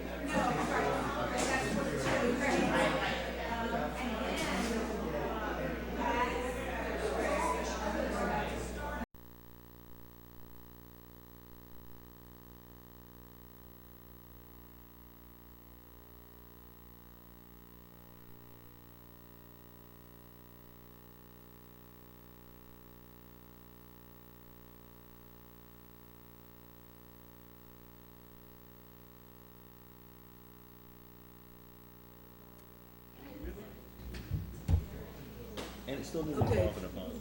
That's what pisses me off, is it never involves limiting your company's decision to call it a line. If, I can, He should be seen doing great stuff. okay, I just, I don't wanna do this to the building committee, but I just have to ask you to wait for 2 more minutes for us to do something just real quick. Real quick, so Maura doesn't have to stay for the next hour conversation, okay?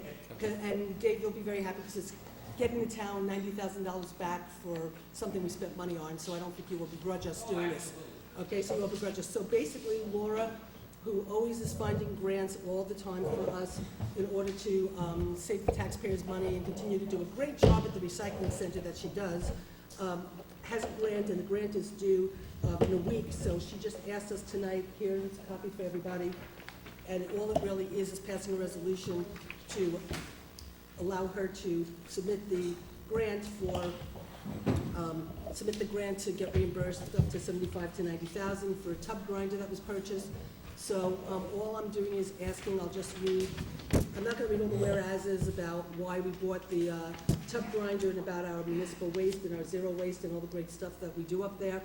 Now therefore be resolved by the town of New Paltz that filing of an application in the form required by the state of New York in conformity with the applicable laws of the state of New York, including all understanding and assurances contained in said application, is hereby authorized, that the town of New Paltz Town Supervisor is directed and authorized as the official representative of the municipality to act in connection with the application and to provide such additional information as may be required and to sign the resolution contract of said application is approved by the state, that the municipality agrees that it will fund the portion of the cost of said municipal waste reduction and recycling project. This resolution shall take effect immediately. So do I have a motion to authorize the supervisor? And do I have a second? Second. Any discussion? All in favor? Aye. Motion so carried. Okay, Dave, that was less than 2 minutes, right? Okay. Laura, you're good? $95,000, 2 minutes flat. Thank you, Laura. Okay. As always, thank you. Okay, so with that done, we're now moving on to the next portion, which is a potential new town hall that we might see in our lifetime.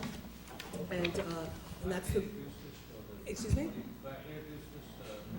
Well, let me first just do a quick little, just background, and then I'll turn it over to you, Dave, okay? As everybody knows, we had to move town hall based on an emergency situation. We're all very, very happy in our temporary building up at Clearwater Road. It works really well for us, and we're really happy there. And we can all breathe, and nobody's sick anymore, and the productivity has been phenomenal. But we all know that it's temporary, it's only modulars, and that it's pretty far from the center of town, so it does make it hard for people to get up there. People don't visit us as much, so we do get more work done, but still, the truth of the matter is it really is not a convenient place for a town hall. And secondly, you know, we're a very environmentally conscious community, And we believe in zero waste and sustainability, and it's a totally electric building. So to heat the building this past winter, which was an extraordinarily cold winter, we got heating bills that we just were not prepared for. And so it's really not the most effective building. And so the goal is to try to create a plan for a new, can you just shut the doors or tell them to take it outside? So the goal is to create a new building. So we had a building committee, which is Dave Lent, Carol Roper, Josh Honig, George Seafree is the building committee. And we authorized them to work with Joe Horowitz, who is here tonight, and we authorized him to do some design plans for the existing town hall site to give us an idea of what we can do on that site. So they have been meeting with Joe, looking at the site and trying to figure out what could fit there. They did do a first draft, and it was for the justice courts and the existing town government. I felt very strongly, and George Seafree agreed with me, and did some other members of the building committee, that we should not exclude the police just because, they're in a building right now, and that we know it's a temporary building, it's a temporary site, it's a lease that is longer than it should have been as recommended by the building committee and got extended in circumstances that are a little dubious at best, but we won't get into that now, we'll get into that at another time. But just because, the police are where they are right now, at some point the town government, whoever should be sitting here, will have to deal with what we do with the police. If we end up doing a brand new building and we don't take care of the police, we're gonna be back at square zero of what do we do with the police, and it's just not being holistic in really planning. And also, it has been a real issue for the justice courts once the police moved out of the building. It's been a very dangerous situation for the justices themselves and the women who work there not to have the police. And so not to have the police and the justice together in whatever we plan to do is really short-sighted. So in that conversation, what we did was directed Joe to go back and look at this particular site and see how we could put the police in the site also, which of course really triggers, the biggest problem is parking. And so Joe did go back and do that. Since then, Tim Rogers, the new mayor, sort of has expressed interest in working with us as we move forward to possibly have the village be a part of it, which quite frankly, I believed in from the very beginning. It was my goal from the very beginning for the village and the town to work together. I really did always believe that the village hall site was a better site for a joint municipal project versus town hall. But unfortunately, the last town board, the last village board, when I approached them, I wasn't able to get support to work with us to move forward, and that's when we decided with the committee, let's just focus on what the town's needs are. We need to get something done, and we'll just look at our town hall site. And that's how we were proceeding.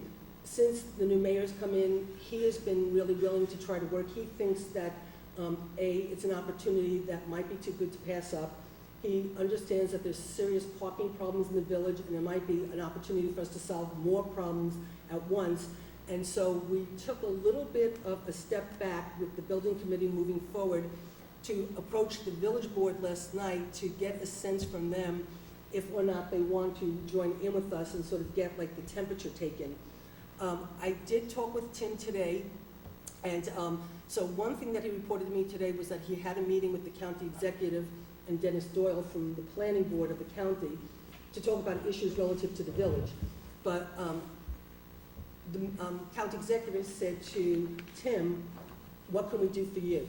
And Tim said to him, I want to do this municipal building with the town, how can you help? And the county executive said, we're in, we'll do whatever we can to help you. And then Tim called me to just let me know about this conversation.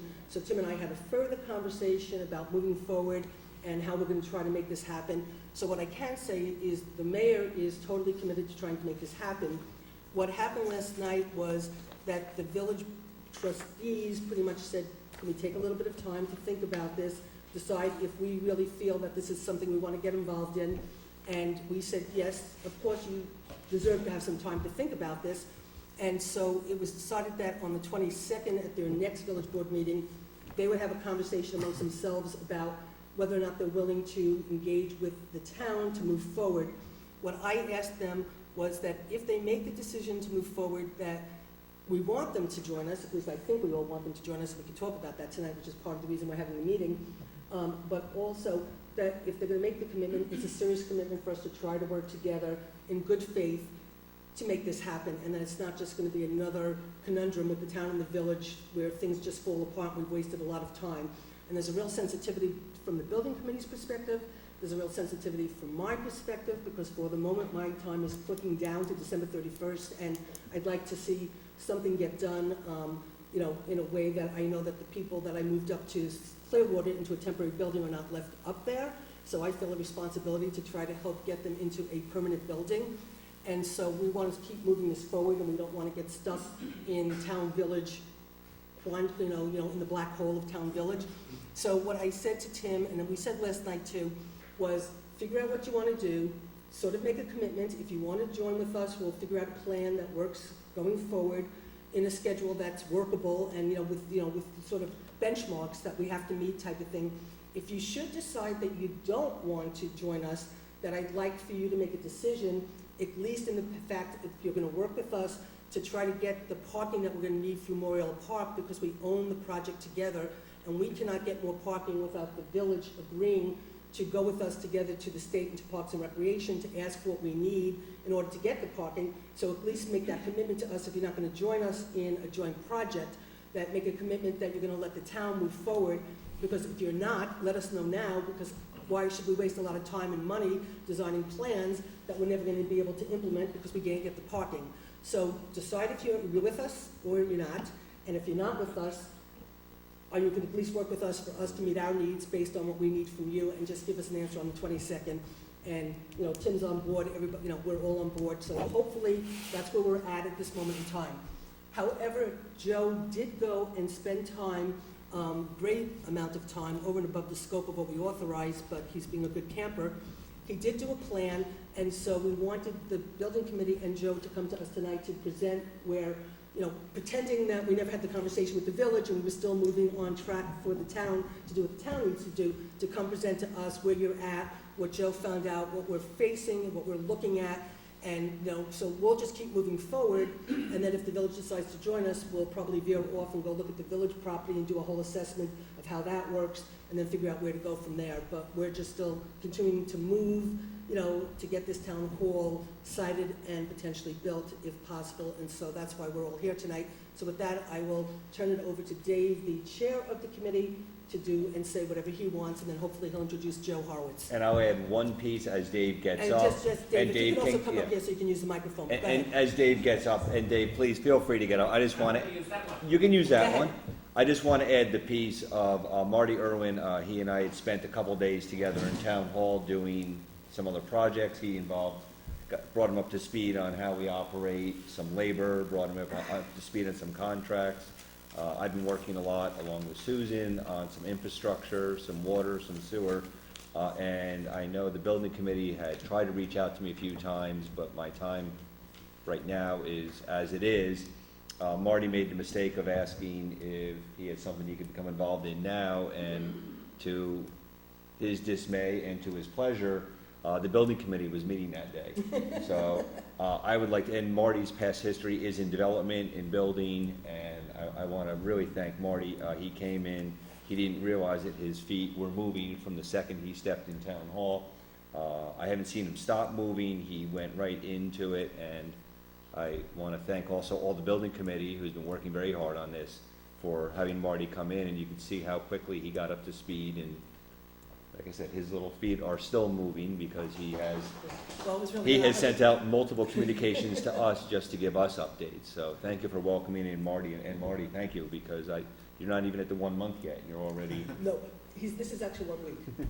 We appointed him last Thursday. This is his second meeting in 7 days. And I will just say that the other day he was in, because we had a negotiation, and Marty's now on the negotiating team. And then me and him were talking afterwards, and then so I was updating him on this tree law, and I was updating him on the building stuff, and I was updating him on a bunch of other stuff. And Carol, my assistant, walked in and heard us talking, and she looked at Marty and said, "Is your head spinning?" She was just like, she just couldn't believe, she was listening to me going, Marty, blah, blah, blah, blah, blah, and she couldn't believe that, he was still sitting there. So anyway, thank you, Marty. I appreciate what you've done so far. Dave, the floor is yours. If you want to go up to the mic or come up to this mic, either one, Dave.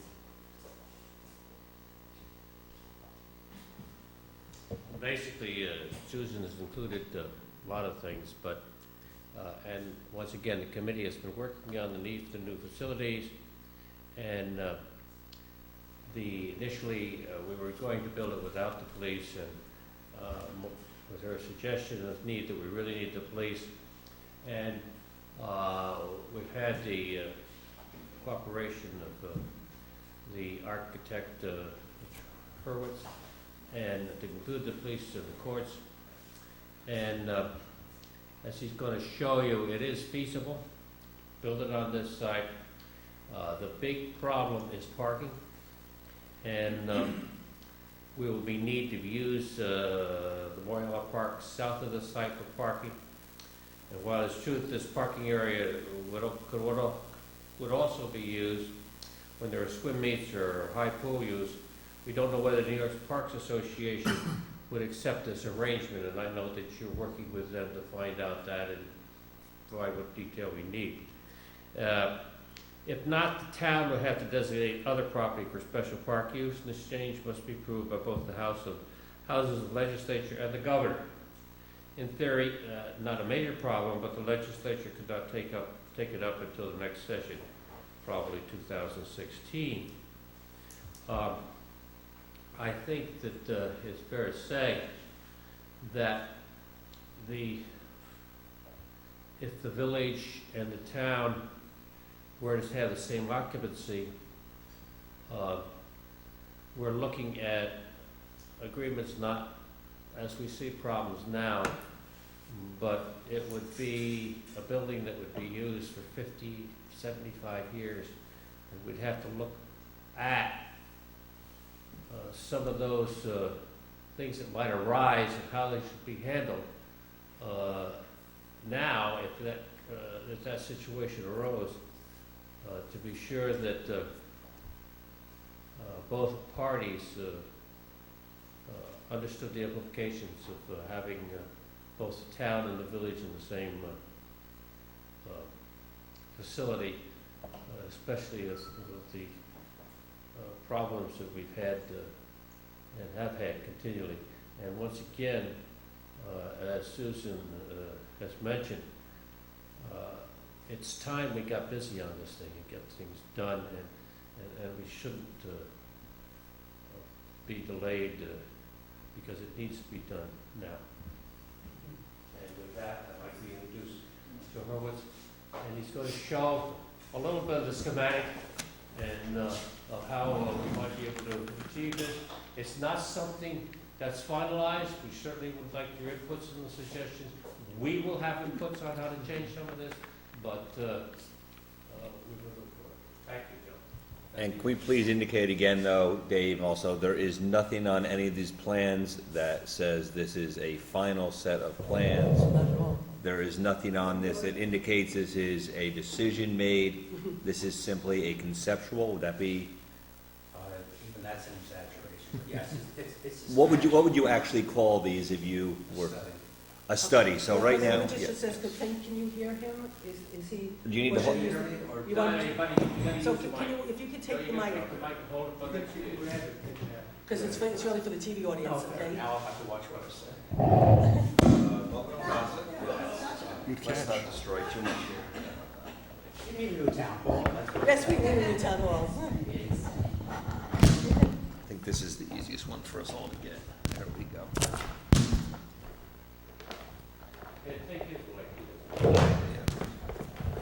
I'm taking this one. I think this is the easiest one. One of these was supposed to be this for me. Yeah. This is the easiest one. Smoothness. Here we go. I think this is the easiest one. Okay. Am I getting any better here? You did. Don't go too far. Yeah, take this one. Is that one the best? From there. I can use. I think he can use mine. One of these is Is this Okay. one better? Yeah, that one's better. Okay. Does anyone else want? Good, we're in business. Yeah, but that one back here. All right. There you go. I think I hold on to my wife.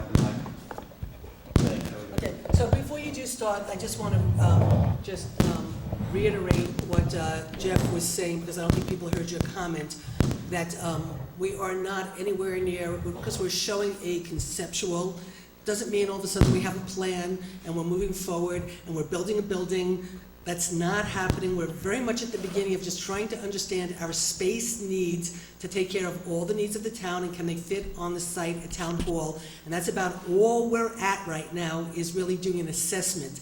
And so even though he's showing us a somewhat of something on a map and a plan, doesn't mean all of a sudden, like tonight, the town board authorized a new town hall. So with that, Thank you. Far from. Yeah, the task, here's what I've been tasked with.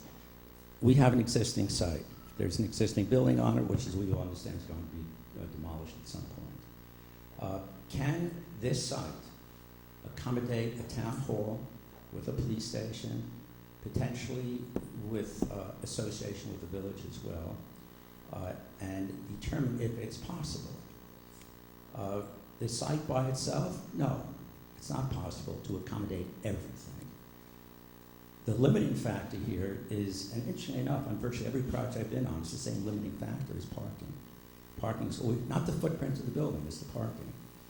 With some additional parking, as been mentioned earlier, that we can access, or that we can borrow some property from or use in coordination with them from Moriello Park, the answer is absolutely yes. It can be done quite nicely, as a matter of fact. Although this is a site study, there is some consideration about what the floor plan is. To do a site study without understanding what's going to be happening within the building itself would be somewhat meaningless. So what you see here is a 3-story building of approximately 10,000 feet on the lower 2 floors, and the top floor about 5,000 square feet, for a total of about 25,000 square feet. This will accommodate all of the town's needs, a police station, which will take approximately 7,000 square feet, a large meeting hall, which is the one space where the economies occur when you associate with the village. Of course, that's a major space. It's it's the courthouse in most cases as well, and it's just an issue of scheduling to work for both municipalities. That's where the saving is, essentially. So the answer is, if indeed you are able to associate with the village, that building would accommodate it, but then I need a whole chunk of parking along Moriello, along the road here. This is a reduced version of the same site. This is Moriello Park. This is the building that we're proposing. This is where we're sitting right now. It's over there. So now what you see, this parking is extended. I had to do a break line here, otherwise I'll have a drawing that's the length of the wall. It comes all the way down here to a bridge that crosses across here. So you would have access, easy access, walking along the path. You have a path that exists right now. This is parallel to that path, essentially parallel with Route 32. So the long and short of it is the site does work, but we need some extra parking. Without needing parking facilities for the village, this is about the additional parking we would need. Just not really very much. Joe, can I ask you a question? That additional parking is all we would need to with the police? No, it's an interesting point. I show a dedicated area for police. This is more where they have to have immediate access, dedicated parking, and very quick exit from the site. They don't need quick entrance to the site, they need quick exit from the site in an emergency, unless it's an emergency to town hall or somewhere else. We're talking about a rarity. But in terms of the total parking, and there's some concern, I've heard the term 50 parking spaces. That's a tremendous amount of space for parking, and indeed I've been told they may be able to park some parking off-site. What this shows, if they need 20 parking spaces, you can use this area here. We're giving them 20 spaces.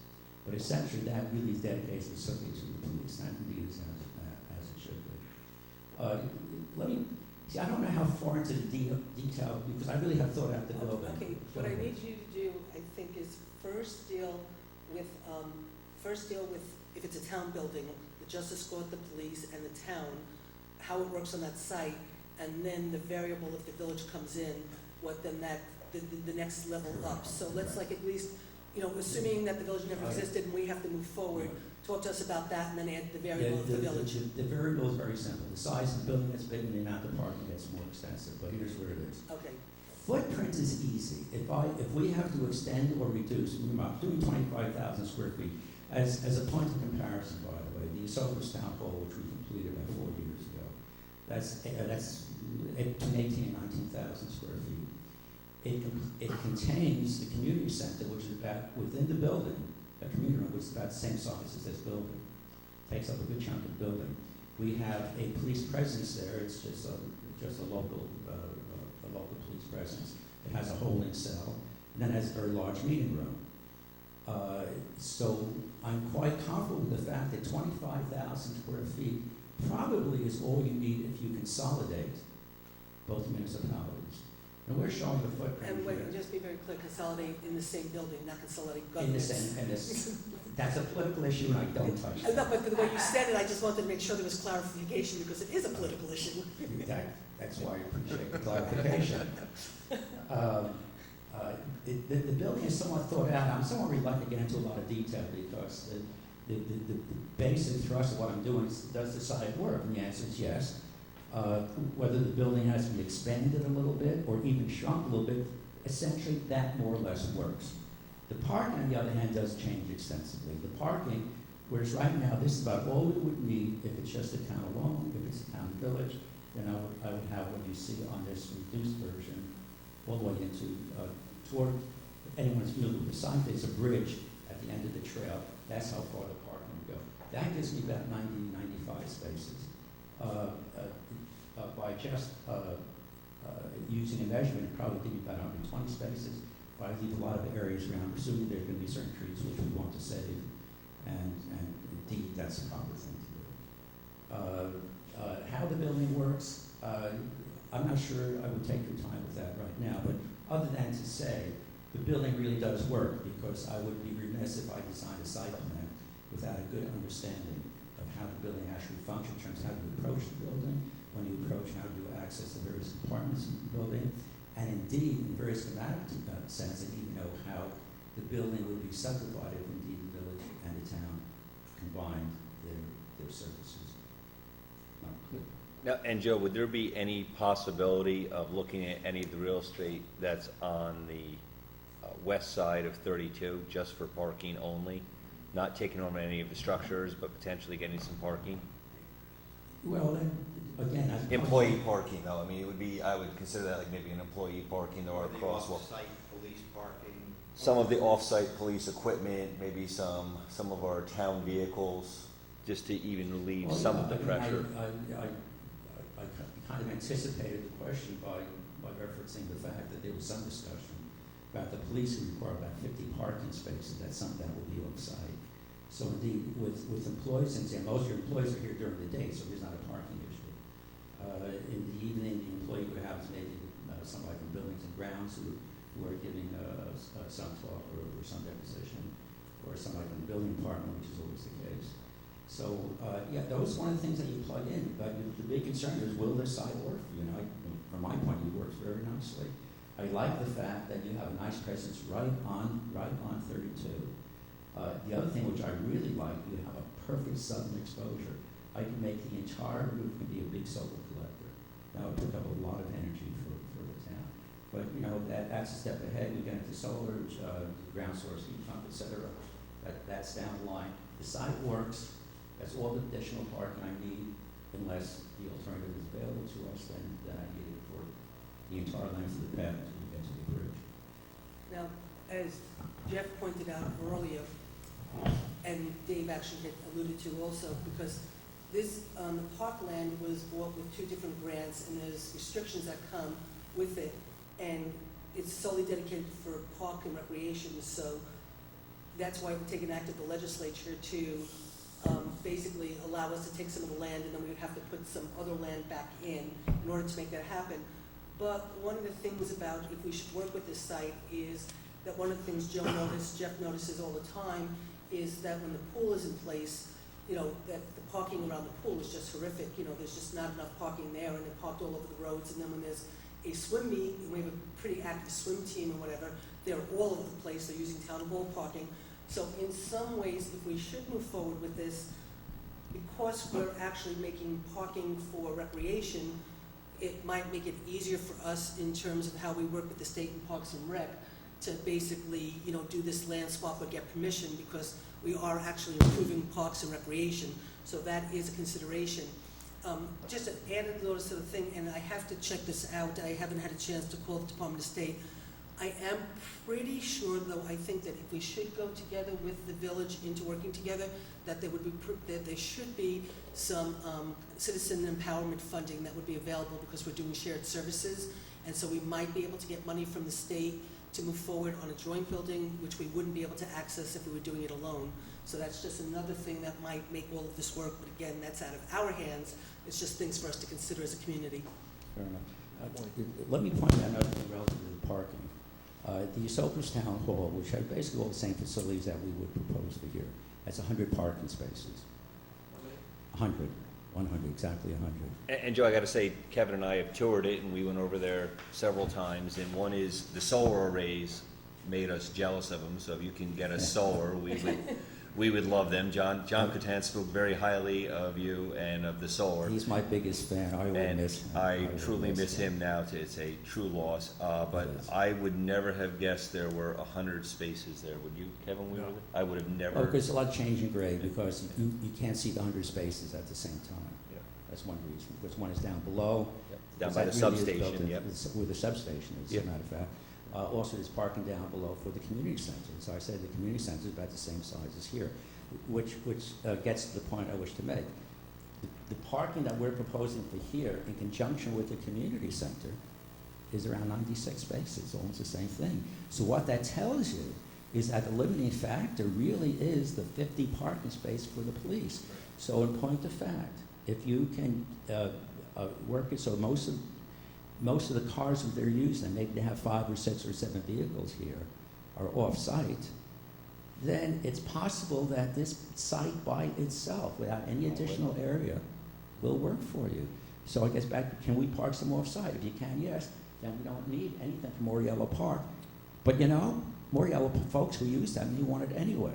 Substation in the community. But I mean, The folks who use Moriello no, Park. but that's really interesting in a sense, because creating the parking for Moriello, if we were truly creating it for Moriello Park, because we needed it for the park, that would be a whole different process, and we wouldn't have to go through annexation, well, it's not annexation, it's alienation. We wouldn't have to go through alienation, we wouldn't have to get the approval, because we're just doing something for recreation and their need. So if we were able to, figure out how to get the police parking off-site and just actually work with our site without having to have the village give us permission, go to the state, and just actually move forward with, doing a project. Well, the problem is. Oh, can you just get the microphone, so? The situation with parking is really the situation that you need 100 spaces for when you have the court. Because that's the big demand. I mean, if it was just for the employees of the town, or employees of the village, you need it for that. It's all night. And the problem that you have is that there are on the top of the court, you have a standard amount of vehicles that are police and police employees that are there at all times. They're not like the staff that are here only today. When you include if the village was to join, then it's really additive parking space, because you're going to have more than one major meeting in town hall at the time, at a time. So once again, you're going to have a village meeting and a town meeting, and that will cause additional strain on parking facilities. Well, actually, I talked with Joe about that when we were trying to figure this all out, especially when, remember when we said about bringing the police down, and that was the big issue. So we were sort of talking, because I know in Joe's thought process, without getting into a lot of detail, that there was the ability to do a smaller meeting space for the village, the bigger space for the town, but then the possibility for them to both also be sort of joined. But also there would be smaller meeting rooms, and then of course we always have the community center, And so we were sort of actually trying to figure out if we staggered, you know, okay, we know that there's like, you know, when the village has meetings, when the town has meetings. Yeah, but And then, so let me just finish, because you made a comment about the courts needing 100 spaces. So if I understand you said already there's 98 spaces right in there from the community center to the building. And so if we didn't plan, you know, we said we just didn't plan anything in the community center, you know, the 2 nights of court. We just said, this is how we have to operate to make this work. And we figured things out. We might be able to sort of figure it out so there is enough parking for the court with no problem. We just don't book anything here those 2 nights. Well, I think that we, you know, I think we really should move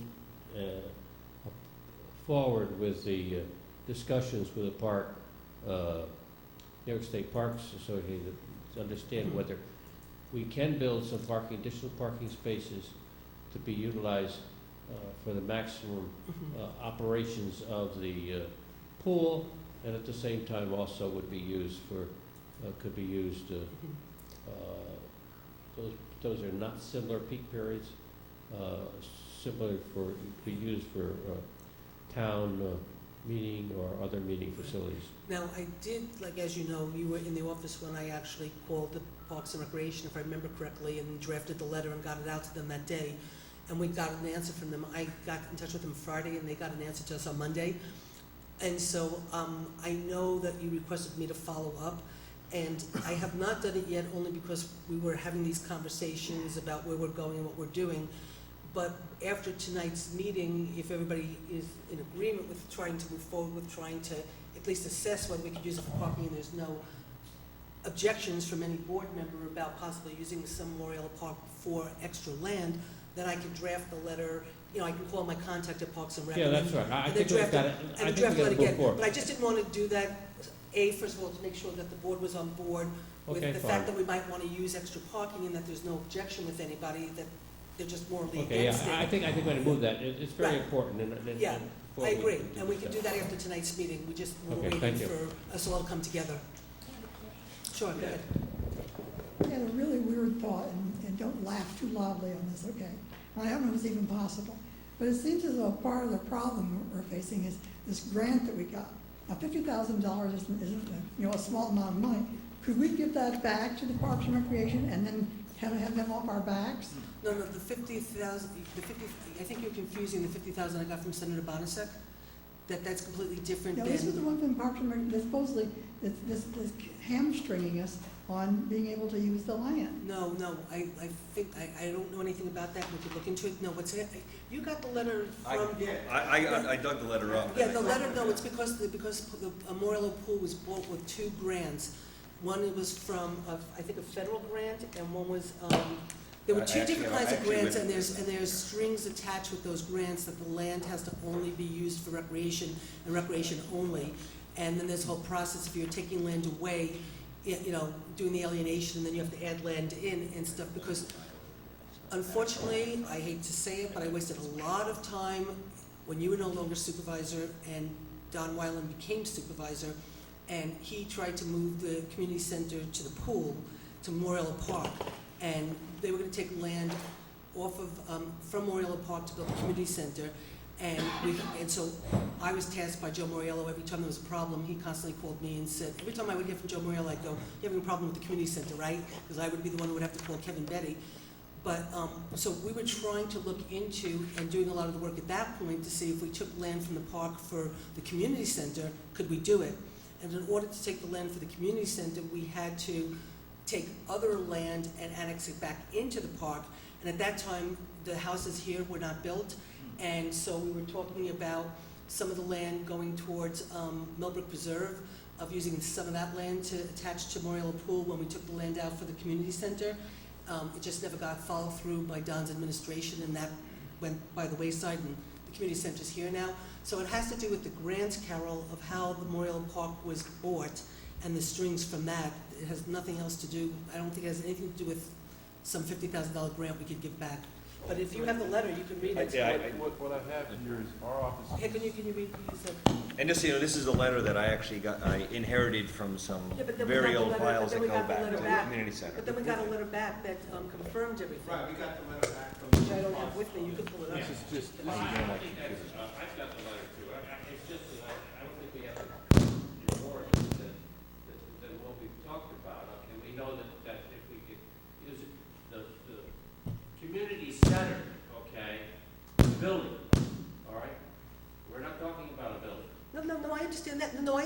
anything. I'm just answering Carol's question, where Carol thought that there was a 50,000 grant that was holding our hand, hamstringing us, and if we gave it back, then maybe we wouldn't have problems. And I'm just saying to Carol, it's not, that's not even, I don't even know what that 50,000 is. It has to do specifically with the 2 grants that were given to the community to purchase Memorial Pool and Park.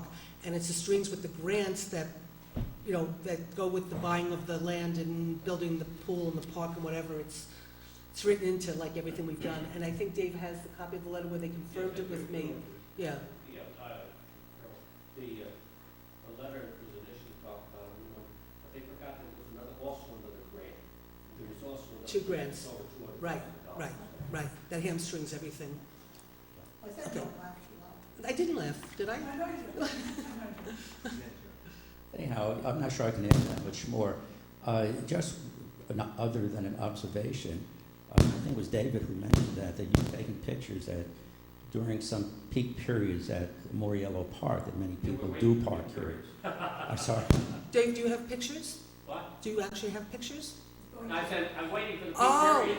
Oh, I thought you had It wasn't pictures. too hot last weekend. No, as a matter of fact, I was told by our pool director that this has been the worst season we've ever had, which is bad for us relative to revenues, because we build revenues into the budget. He said it's the worst beginning of a season we've ever had. At the end of the month, there's a tournament.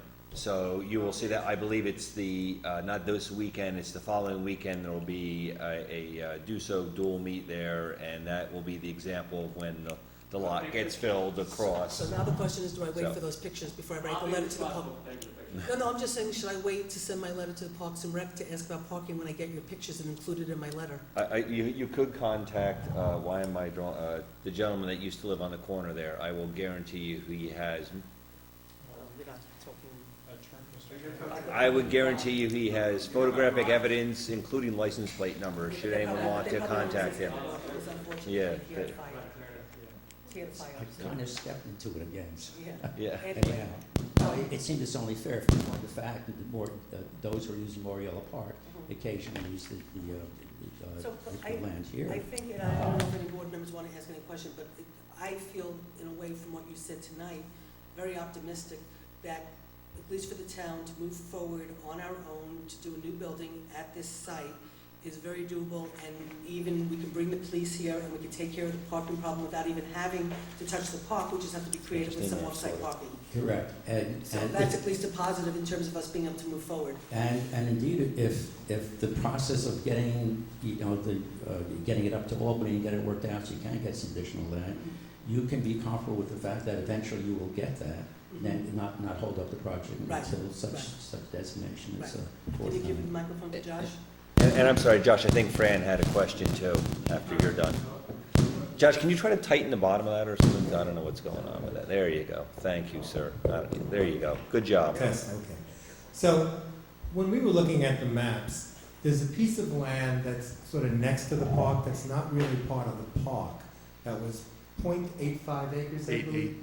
0.88 acres. And we thought that because it's not part of that park for a land trade that wouldn't have to go through anything, it might be a good spot if we can trade off some land where the police could keep their extra It's on the other vehicles side of the pool. without having Yeah. to go get a piece of land across the road. So it's something, just Yeah. down the road, but it's Yeah, one more no, thing that there's we also, want to there's consider. also a business owner in New Paltz who has a building that's not too far from Town Hall, who has extra parking that would probably be willing to sell that piece to the town for the police to park. So there's opportunities. There's ways to make things work.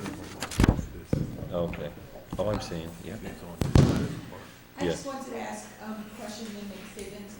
Just a question about anticipating extra offices and space over time for the life of the building. How do you do that? What percentage are you adding in?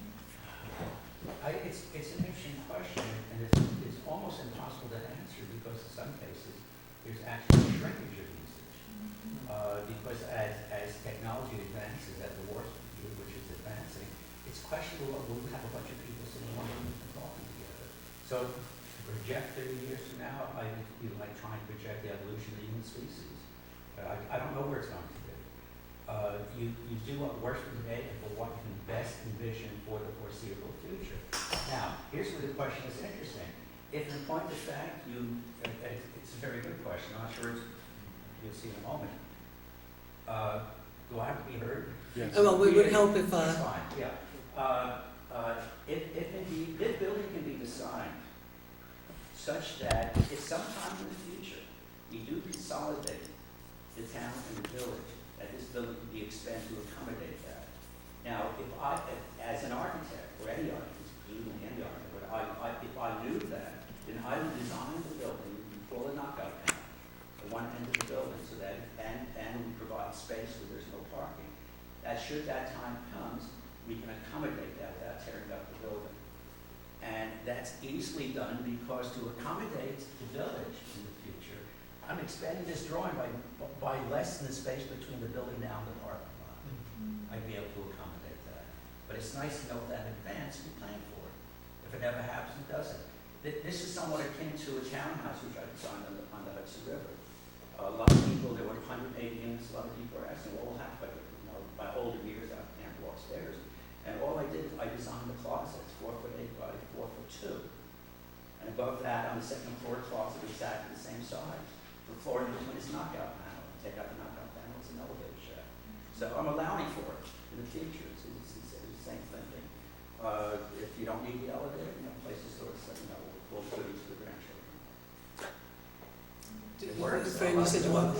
And just a statement, to me, just listening to this whole discussion, it's pretty clear that you're saying the building can be done, that the parking is the hurdle if there is a hurdle, and that there's going to be a July 22nd meeting where the village is going to hopefully decide to step in or not step in. So it would seem to me that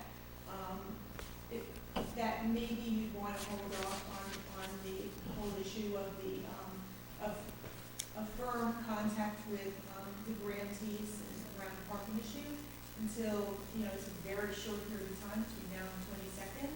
You'll have much more of a indication where to go. But in terms of Joe being here tonight, I think you've given us the information that is necessary. No, that's what I was asking. Yeah. That was a good job. You know, Okay, so, just to add to this too, I'm really excited by this. Whoa! You're so excited that I'm they so might. excited. Yeah. As I say, we didn't know town hall. Yes, there you go. I was at the village board meeting last night. Although there were some questions, there was nothing, at least that I thought that was said, that really was going to be a major hurdle for this. I thought there was just a few questions that had to be answered, and I'm really hoping that the village does choose to go along. And I think you're right, the mayor showed a real interest in this. The only thing I'm going to say, this is not a bad thing, I just think it's important to point out, is that having done this as a school board member and having watched them do the second one, it's going to require a ton of work from the board, which I know the board is able to do that. I'm just not sure if anyone is aware of the type of commitment that is. And granted, it's a little bit apples and oranges, these are different proposals, but when we did that and when the school board did their second and third time around with this, it more or less took up the entire board and the agenda that they had worked on with the exception of the budget.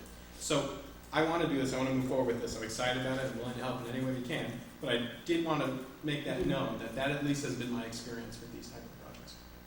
I appreciate you saying that, and I understand that it'll take time, everything takes time, and anything that's major takes time, and then obviously if we deal with the village, we're doubling our time. You know? So that's true. I will just say that in some ways, I think that this will be less cumbersome, because again, you're dealing with multiple schools, you know, so you had to like sort of figure out what you're doing with the middle school. Then at one point, the last project was all the schools, and so you had 4 schools, some really It is a little major. bit of an So I apples mean, and right oranges now, we're argument, sort of but, really yeah. looking at one potential building for a lot. We also have a building committee of volunteers outside of us, which you didn't really, to a sense, have. And yeah, I mean, obviously, look, Josh. Susan, we can do it. We moved No, town no, hall in no, less than a no, few that's- months, well, and we that's moved exactly right. police We moved station in a town few hall. months. That's what we want, the police station We can took build a long this. time. We- I'm not that's right. concerned We at moved- all. we moved I'm to a not- brand new I'm town not hall in 2 concerned. months. But the point is, I will say, Dan, I agree with you. Yeah. But, and honestly, I had to make a decision if I was willing to even take this commitment on at this point in my career. and make the commitment to do this kind of work at this point, because I could just slide into the sunset and go away, and you could all never talk about me again, and I don't have to read about myself in the paper again. But the point is, I have a commitment to the employees to try to see this done, and I believe that with the commitment of this board, I think we'll get it done. You know, and that's why he's here. That's why he's here tonight. You know, and stuff. And we'll manage it. We'll manage the time. So, but thank you.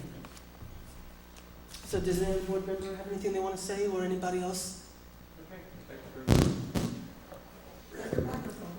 I just want to say that if anybody wants to get an idea of the kind of work that Joe has done, go over to the Esopus Town Hall, and you'll see a great example of a building where the flow is really great, the offices that interact with each other, it is so well planned. Even the large meeting room, because one of the things that came up is that sometimes there's smaller groups that have meetings either in the town or the village. He has rooms designed that are the main meeting rooms that can cut up into 4 small meeting rooms that takes care of any small meetings or groups that may want to meet, so there'll be room there on different nights for groups to come in, because you know, like, some people have used this place, or in the village they have a couple of rooms. The planning is good, and so the confidence of, if we have the will to do it, that's the important thing, is the board having the will, the committee having the will. We have a great person to work with here. If the village comes in, we'll need that same type of commitment from them. But if we're all on the same page, it's very different when everybody's on the same page and we're moving forward. And I have confidence that we can do this. It's needed. We don't want to leave the people at Town Hall out there like they left the police for 30 years in a temporary place in the village that we finally took care of as a committee 7 years ago. We did it contrary to people saying you're never going to do it. Let's just move forward and hope for the best here. Thanks. And I also, just to add on to what Josh says, that's why last night when I tried to be clear about a commitment, that if the village is going to join us, that they have to have the same commitment that the town board's going to have to seeing this project through, that they have to have the same commitment that we're in this together to get something done, and we're all working for the same goal, and if that commitment's not there, then let the town just move forward, do what we have to do, and get this done, and that's how we'll proceed. And I want to thank Dave, Carol, and Josh for all their work. It's a lot of work. And George Sifri, who just couldn't be here tonight. Thank you very much for all your work. We really appreciate it. Thank you. And I know it's been a lot in many years. Well, not only has it been a lot of work, it's also changed a lot on them in the past couple of days because of Tim and me having conversations, and Joe stopping in, and Marty stopping in, and us having an impromptu meeting, and then me and Dave and George Sifri meeting, and me saying, nope, you gotta bring the police in, and stuff. So things have sort of really changed, like within just 2 weeks' time, and a lot of it's all just been serendipity because of people getting together. So it's been a little complicated, but we've pulled it together. You did what you had to do. We're here tonight. We had the meeting with the village, and we'll move forward. And I think we all feel pretty confident. So, Well, truthfully, I'm delighted and amazed at I think a big switch in the political will of the town board. Because for months we got no place. yeah, but And the last 2 weeks we couldn't make. yeah, but Carol, in all due respect, and you get me really upset when you say that, because I know you guys were upset we weren't moving fast enough. But again, we moved to town hall, and we started with you to try to get the committee together, and then we discovered mold, and we were sick, and we had to move an entire town government out. And we built got a 6,000 square foot thing. We moved the whole government. It was not easy getting up and running. And yeah, everything came to a standstill because we had an emergency on our side, and we just couldn't. We weren't even informed until after the new building was out there. So that you saw that, up until the last. Carol, can we just stay on a positive note and just say we're all moving forward? Yes, it was negative before it was positive, and I'd like it for just to be positive. We can just keep moving Yeah, forward. thank you. Yeah. I have a question. Sure. As Good. just Mhm. an observing member of the citizen. This is fantastic. This is a dream come true for the town and for the village. To hopefully, if the village is on board with this, it will open up some incredibly important space for the village right near the parks that we could use in the village for so many things other than a municipal building. And the fact that this building, with our new zoning on Route 32, is exactly what I think the new zoning is supposed to be. It's right up to the road, with parking in the back, it's 3 stories, it's going to fit in beautifully. you know, I had no idea. I tried to see what you guys were gonna do at the village last night, but it wasn't televised. So I thought I would come here, and this is the reason I'm here, and I absolutely love it.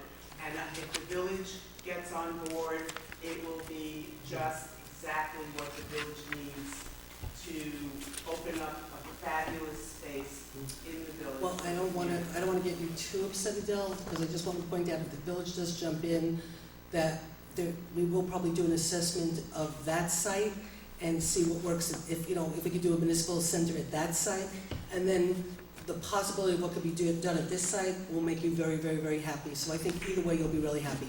And also, Adele, I will tell you that Tim did call me today, and you'll be really thrilled, without jumping ahead, but he did talk to me about your vision for a community center on a bigger level with, basketball courts and all this kind of stuff, on the level of what they have in Colorado.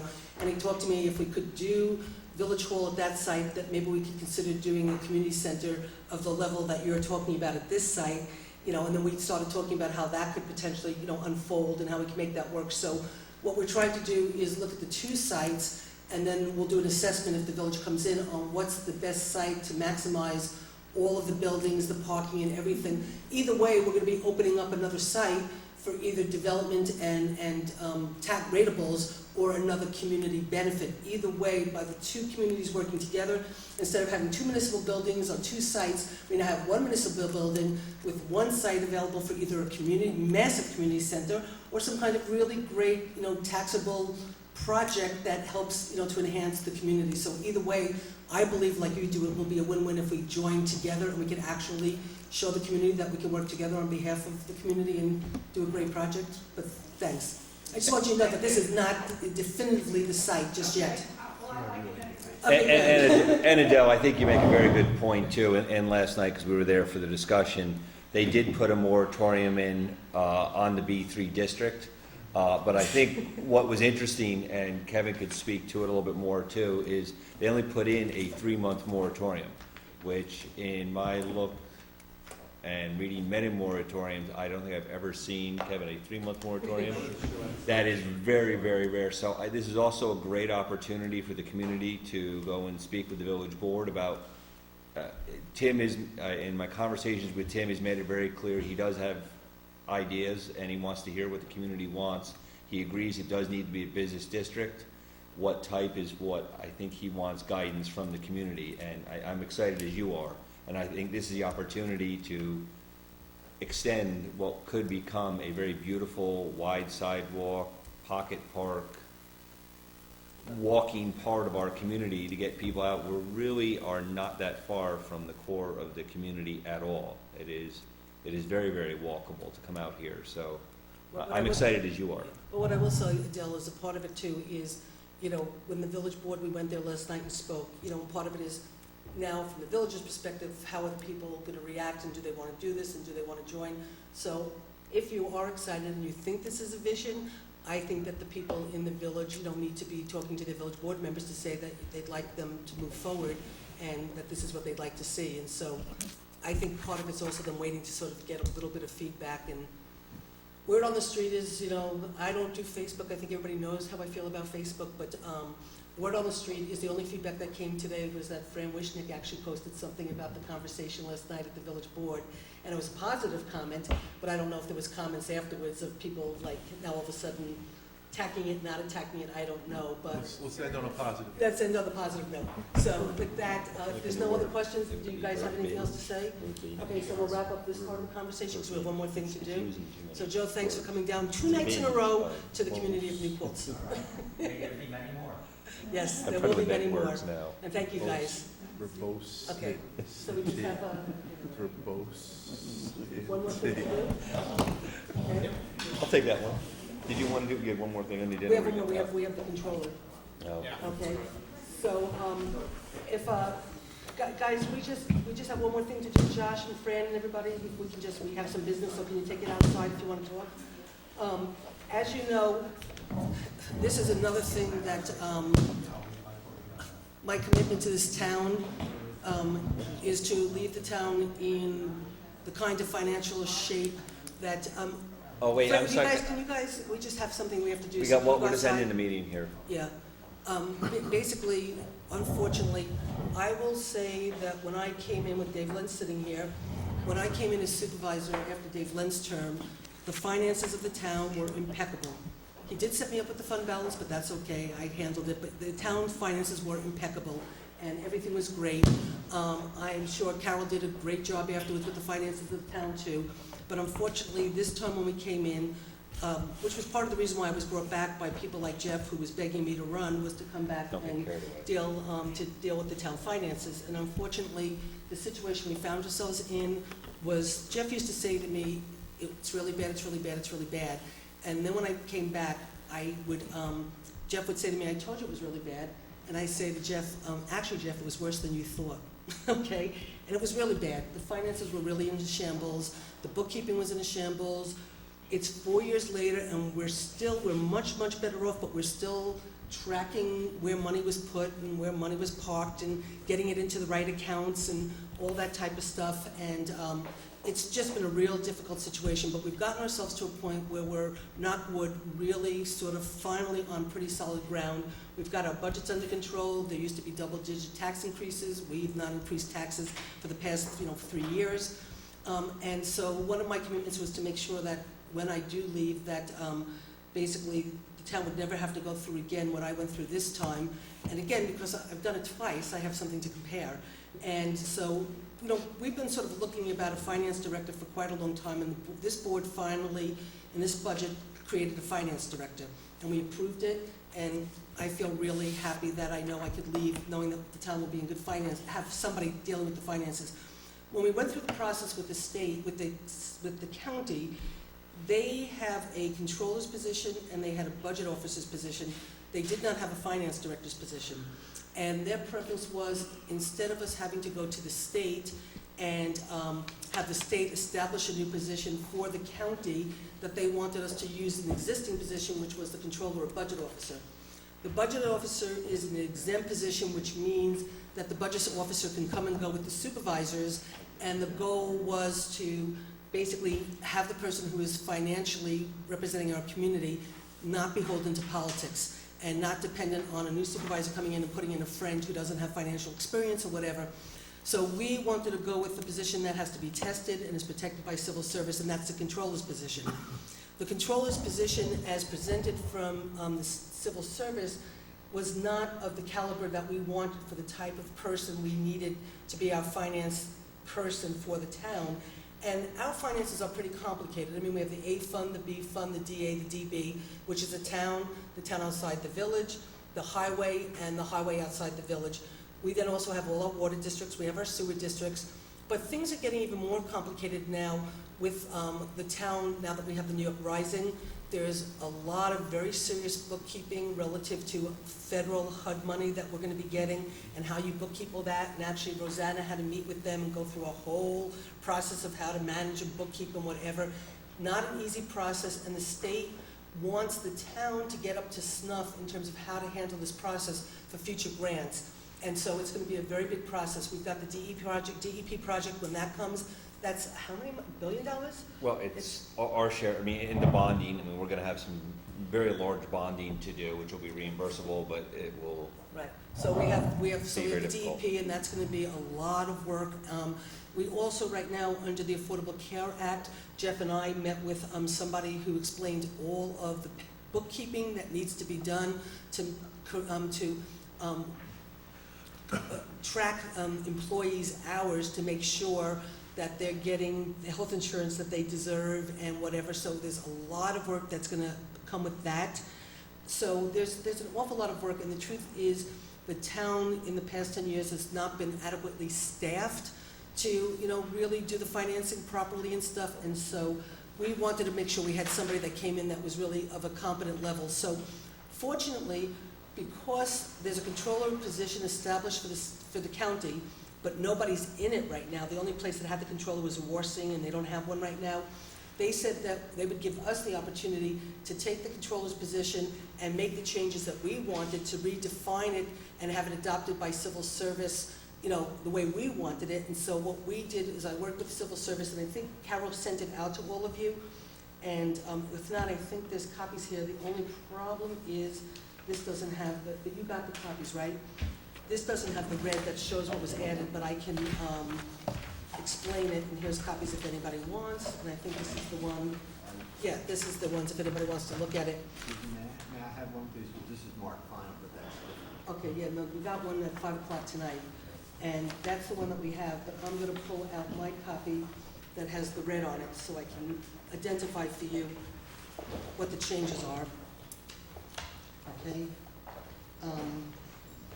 Okay, so what we did when we talked about this at the last meeting was that we wanted to take the controller position that they had when you actually looked at the bookkeeper's position. They were sort of pretty similar in a way, and we're not looking for another bookkeeper. We have one. We're looking for a controller, somebody who's higher than the bookkeeper, who can oversee payroll and our bookkeeper and the finances and the escrow and all sorts of stuff. So what we added in, we took many of the things from the finance director that were not in the controller's original position, and then the county rewrote it in terms of their language. So what was added in is in the distinguishing features of the class. What they added in was in 1, 2, 3, 4, 5, 6, the 7th line, work is performed under the general supervision of the town or village. They added that in, village board. So they're creating this law now, so if villages in the in Ulster County want to have a controller, the position is also there for them, so they added that in. Under typical work, 1, 2, 3, 4, 5 is what was actually in the controller's position through civil service. Number 1, 2, 3, 4, 5. So number 6, number 7, number 8 were added by us. Monitor contracts, expiration dates, monetary calculations, collections and payment, grants awarded, documentation submission, reimbursement submission, and receipt of monies.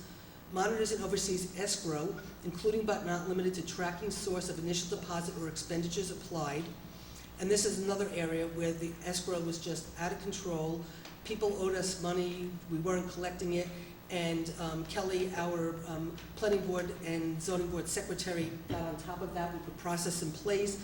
She collected a lot of money that was left on the table, and ever since then, Jeff has taken a real leadership role in that any time a project comes to the town, that Jeff makes sure that we go through the process of establishing the escrow account, and if you fall below a certain number, they get a letter saying your project is stopped, and until you replenish it, you know, we're not going further. And boy, I'll tell you how fast they come down with the check when they get the phone call that says, you can't come to the next planning board meeting because you're at your limit, and the next day they've got the check. It's pretty remarkable when you put procedures in place and you honor them, and people really react to that. And just so you know, that just happened today. An email went out Tuesday, and they hand-delivered a check this morning to us, a very large check. than it was needed. Okay. Also, and please don't, I mean, it was almost, the administration just prior to yours, I mean, some of these too, what did it cost our community just in because of unplanned expenditures that should have been monitored on the expiration dates, and no one was watching what the cost is to go back if you were settling contracts. It's the planning piece of it. It was almost criminal the way the books were being kept. How many bank accounts have we closed? I know you and I have been to multiple times to the bank closing accounts that should have never been opened. So that would be all under the monitoring, the contracts. Supervises the processing of payroll, the maintenance of the town or village personnel records, the maintenance of personnel actions, appointments and terminations, new medical insurance enrollments and changes, and the administration of personal acquisition was added. Then if you go to the next page, 1, 2 are as is in the original controller's document. So the next one confers with, and you'll see they added, and well, you won't see it, I'm telling you, they added and confers with and reports to, it was added by the county, and advises the town or village, elected and appointed officials and department heads on current policy-making issues, and then the county added in, and the integrity of the financial well-being of the town or village. So the new policy for that line is confers with, reports to, and advises the town or the village board, elected and appointed officials and department heads on current policy-making issues and the integrity of the financial well-being of the town or village. Then we added, prepares annual reports, tentative budget, and budget recommendations, and multiple year fiscal planning projections, which was actually in a controller's definition from a different county. Audits financial records and accounts and certifies for payment all claims or charges, And then the next one was already in theirs, attends all town or village board meetings or other designated meetings to assist the board in making decisions by providing relevant financial information and recommendations. And then the full performance, knowledge, skills, abilities, and personal characteristics. The only thing they added was thorough knowledge of principles. It used to just say knowledge of principles. They added thorough knowledge because they knew we were trying to raise the level. And then the minimum qualifications last time really concerned us in terms of the fact that it was really basically if you graduated college after 2 years and had a couple of accreditations, you could be the controller. That was not what we were looking for. So we basically... Or just high school. Or just high school, that's right. That's right, you just needed a high school diploma. And we were like, we don't think so, okay? So there were minimum qualifications that they had for some other financial stuff that they have at the county. So we went through a bunch of the minimum qualifications for county finance type jobs, and we pulled those. And these, I think, will make our board much happier. Graduation from a regionally accredited or New York State registered college or university with a master's degree in accounting and 4 years full-time in accounting or auditing work experience, which must have included maintaining or auditing the double-entry books of a business, including the general ledger, or maintaining governmental agency books involving or appropriation, accounting, and preparation of budget and financial reports, or graduation from a regionally accredited or New York State registered college or university with a bachelor's degree in accounting and 8 full years of full-time paid post-degree accounting or auditing work experience, which must have included maintaining or auditing the double-entry books of a business, including the general ledger, or maintaining governmental agency books involving appropriation, accounting, and preparation of budget and financial reports, or an equivalent combination of training experiences indicated in A and B or above. So, again, these are minimum qualifications. So, at the bottom. what am I looking at? College level You study. may not have it in your copy. This is what he's referring to. Okay, and it says no college level study with concentration in accounting or substantially similar field may be substituted for work experience listed above on a year-for-year basis. So, this was the changes that were made. If we adopt this tonight, the county will put this through tomorrow, and by Monday, we'll have a position created for the town of New Paltz for the controller based on these responsibilities and these qualifications. Actually, it will be established for Ulster County.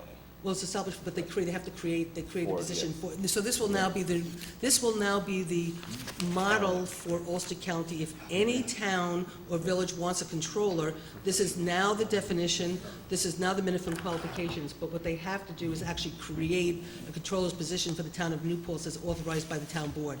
And then we can move forward on trying to hire somebody. So And moved. since the budget is coming forward, it's time to do it. So a motion, a second, any discussion? Yes, Wait, 1 second. I'm going to get to you. Is there discussion? they are nits, but there are a couple of omissions and a couple of changes. In the first page, the third from the bottom. And I can't promise you that the county will change it, but go ahead, tell me. Third paragraph up from the bottom starts supervises, processing of Oh, payroll. wait a second. Are you looking at the right? I don't know. This is the one you need to look at. What's your change, Lloyd? It might be, It may have already been made, Kevin. By the county. The word was of, and it should have been or, and I see that is made on here. he was looking at, Yeah, he was looking at Yeah, the first one. this is the one by the county, so I could have handed you. Not a problem, we just, Susan, does your version say, in minimum qualifications, when you read it as sub B, mine says accounting, business, or economics? Yes, that's it. Yeah, okay. That's it. Okay. That's the proper one. and under B, this one simply says, Kevin, accounting, Right, and that's it what you- omits business or Yeah, economic. no, it should be, I don't know why. Oh, because this is the one I got before they added it. So, yeah, whatever it says for the masters is exactly what it has to be for the, A and B are the same, other than Yes. experience. One has masters in accounting, Can I business, just economics. circle on this? Yeah, you can, Mine is correct. yeah, So, yeah. there's Yeah. changes You in probably have, any the one correct of them. one. I just pulled out, this one it's a little older than the final, but I wanted it because I needed the red, so I could tell you where the changes were. Is it appropriate if I just meet with you and we No, merge what these and correct I them? think what we have is the corrected one. we'll make sure you have the corrected one tomorrow morning. But I think you have the Your corrected. copy, Susan, does not have business or economic. Yes, I know up here, but it isn't. In either place. Yes, no, this Yeah, one's not. but that- mine does. This has been added. Yeah. I just pulled this one out because it had the red, but it didn't have that. That got added at 5 o'clock. What I have was at 3 o'clock. All right. Okay? So wait, before we just take a quick vote, Dave, did you want to say something? Yeah, I think this is wonderful. I just wonder whether you should put in here also the requirement that they would prepare the financial statements required for submission to the state or any agency. It's actually in here. I missed it. Yeah, it's in here. The responsible Reviews the for ma- financial, well, first it says, reviews the financial aspect of various special projects to ensure compliance with town, village, federal requirements, but then it also said, Page 2, prepare annual report. right, page 2 is Oh, yeah, prepare annual report, reports, tentative budget and budget recommendations. recommendations, and multiple year fiscal planning projections, Okay, or I missed it. okay? And we actually used to, you did the annual report in-house, you did the annual report in-house, I inherited your wonderful bookkeeper, okay? And we did, and we did it with in-house too. Unfortunately, when we came in, my first year when we came in, there was no way I was having the people who put us in the mess to begin with do the annual report, and that's when we brought in outside auditing, and we've been using an outside auditor to do the to do the annual report, and we will be get. More complicated than it was. Well, it is too, but and also this is when I came in after you, every annual report I did was done exactly on time without an extension. Since I've been here, every annual report we've done has been 6 months late, because that's how long it's taking them to figure everything out, to get everything corrected. Now, I will say the most recent problem was because they created a new computer, they brought in a new computer system, this Edmund system, and when they set it up, and this is again prior to us coming in, they set it up, now you tell me how something like this could happen, okay? This is really pretty remarkable. You set up a new financial system, you put all the numbers in for May, so for May of that year, then you start with June, but the numbers didn't reconcile. Should not the numbers from May to June reconcile when you're going from one system to the other, so you have to make sure the new system is reconciled? They were never reconciled, and the numbers were wrong, and it took another year when we did the annual report to find out that the numbers were never put in correctly the year before, and so all that had to be reconciled, which took the annual report again all this time, because they had to go back and redo the system. And actually, just recently with the Edmund system we're using, we've found even more problems and more things in terms of it not being set up correctly. And so in order to get Edmunds to set the system up the way we needed it to be set up to be correct, they actually wanted to charge us $15,000 to do the work.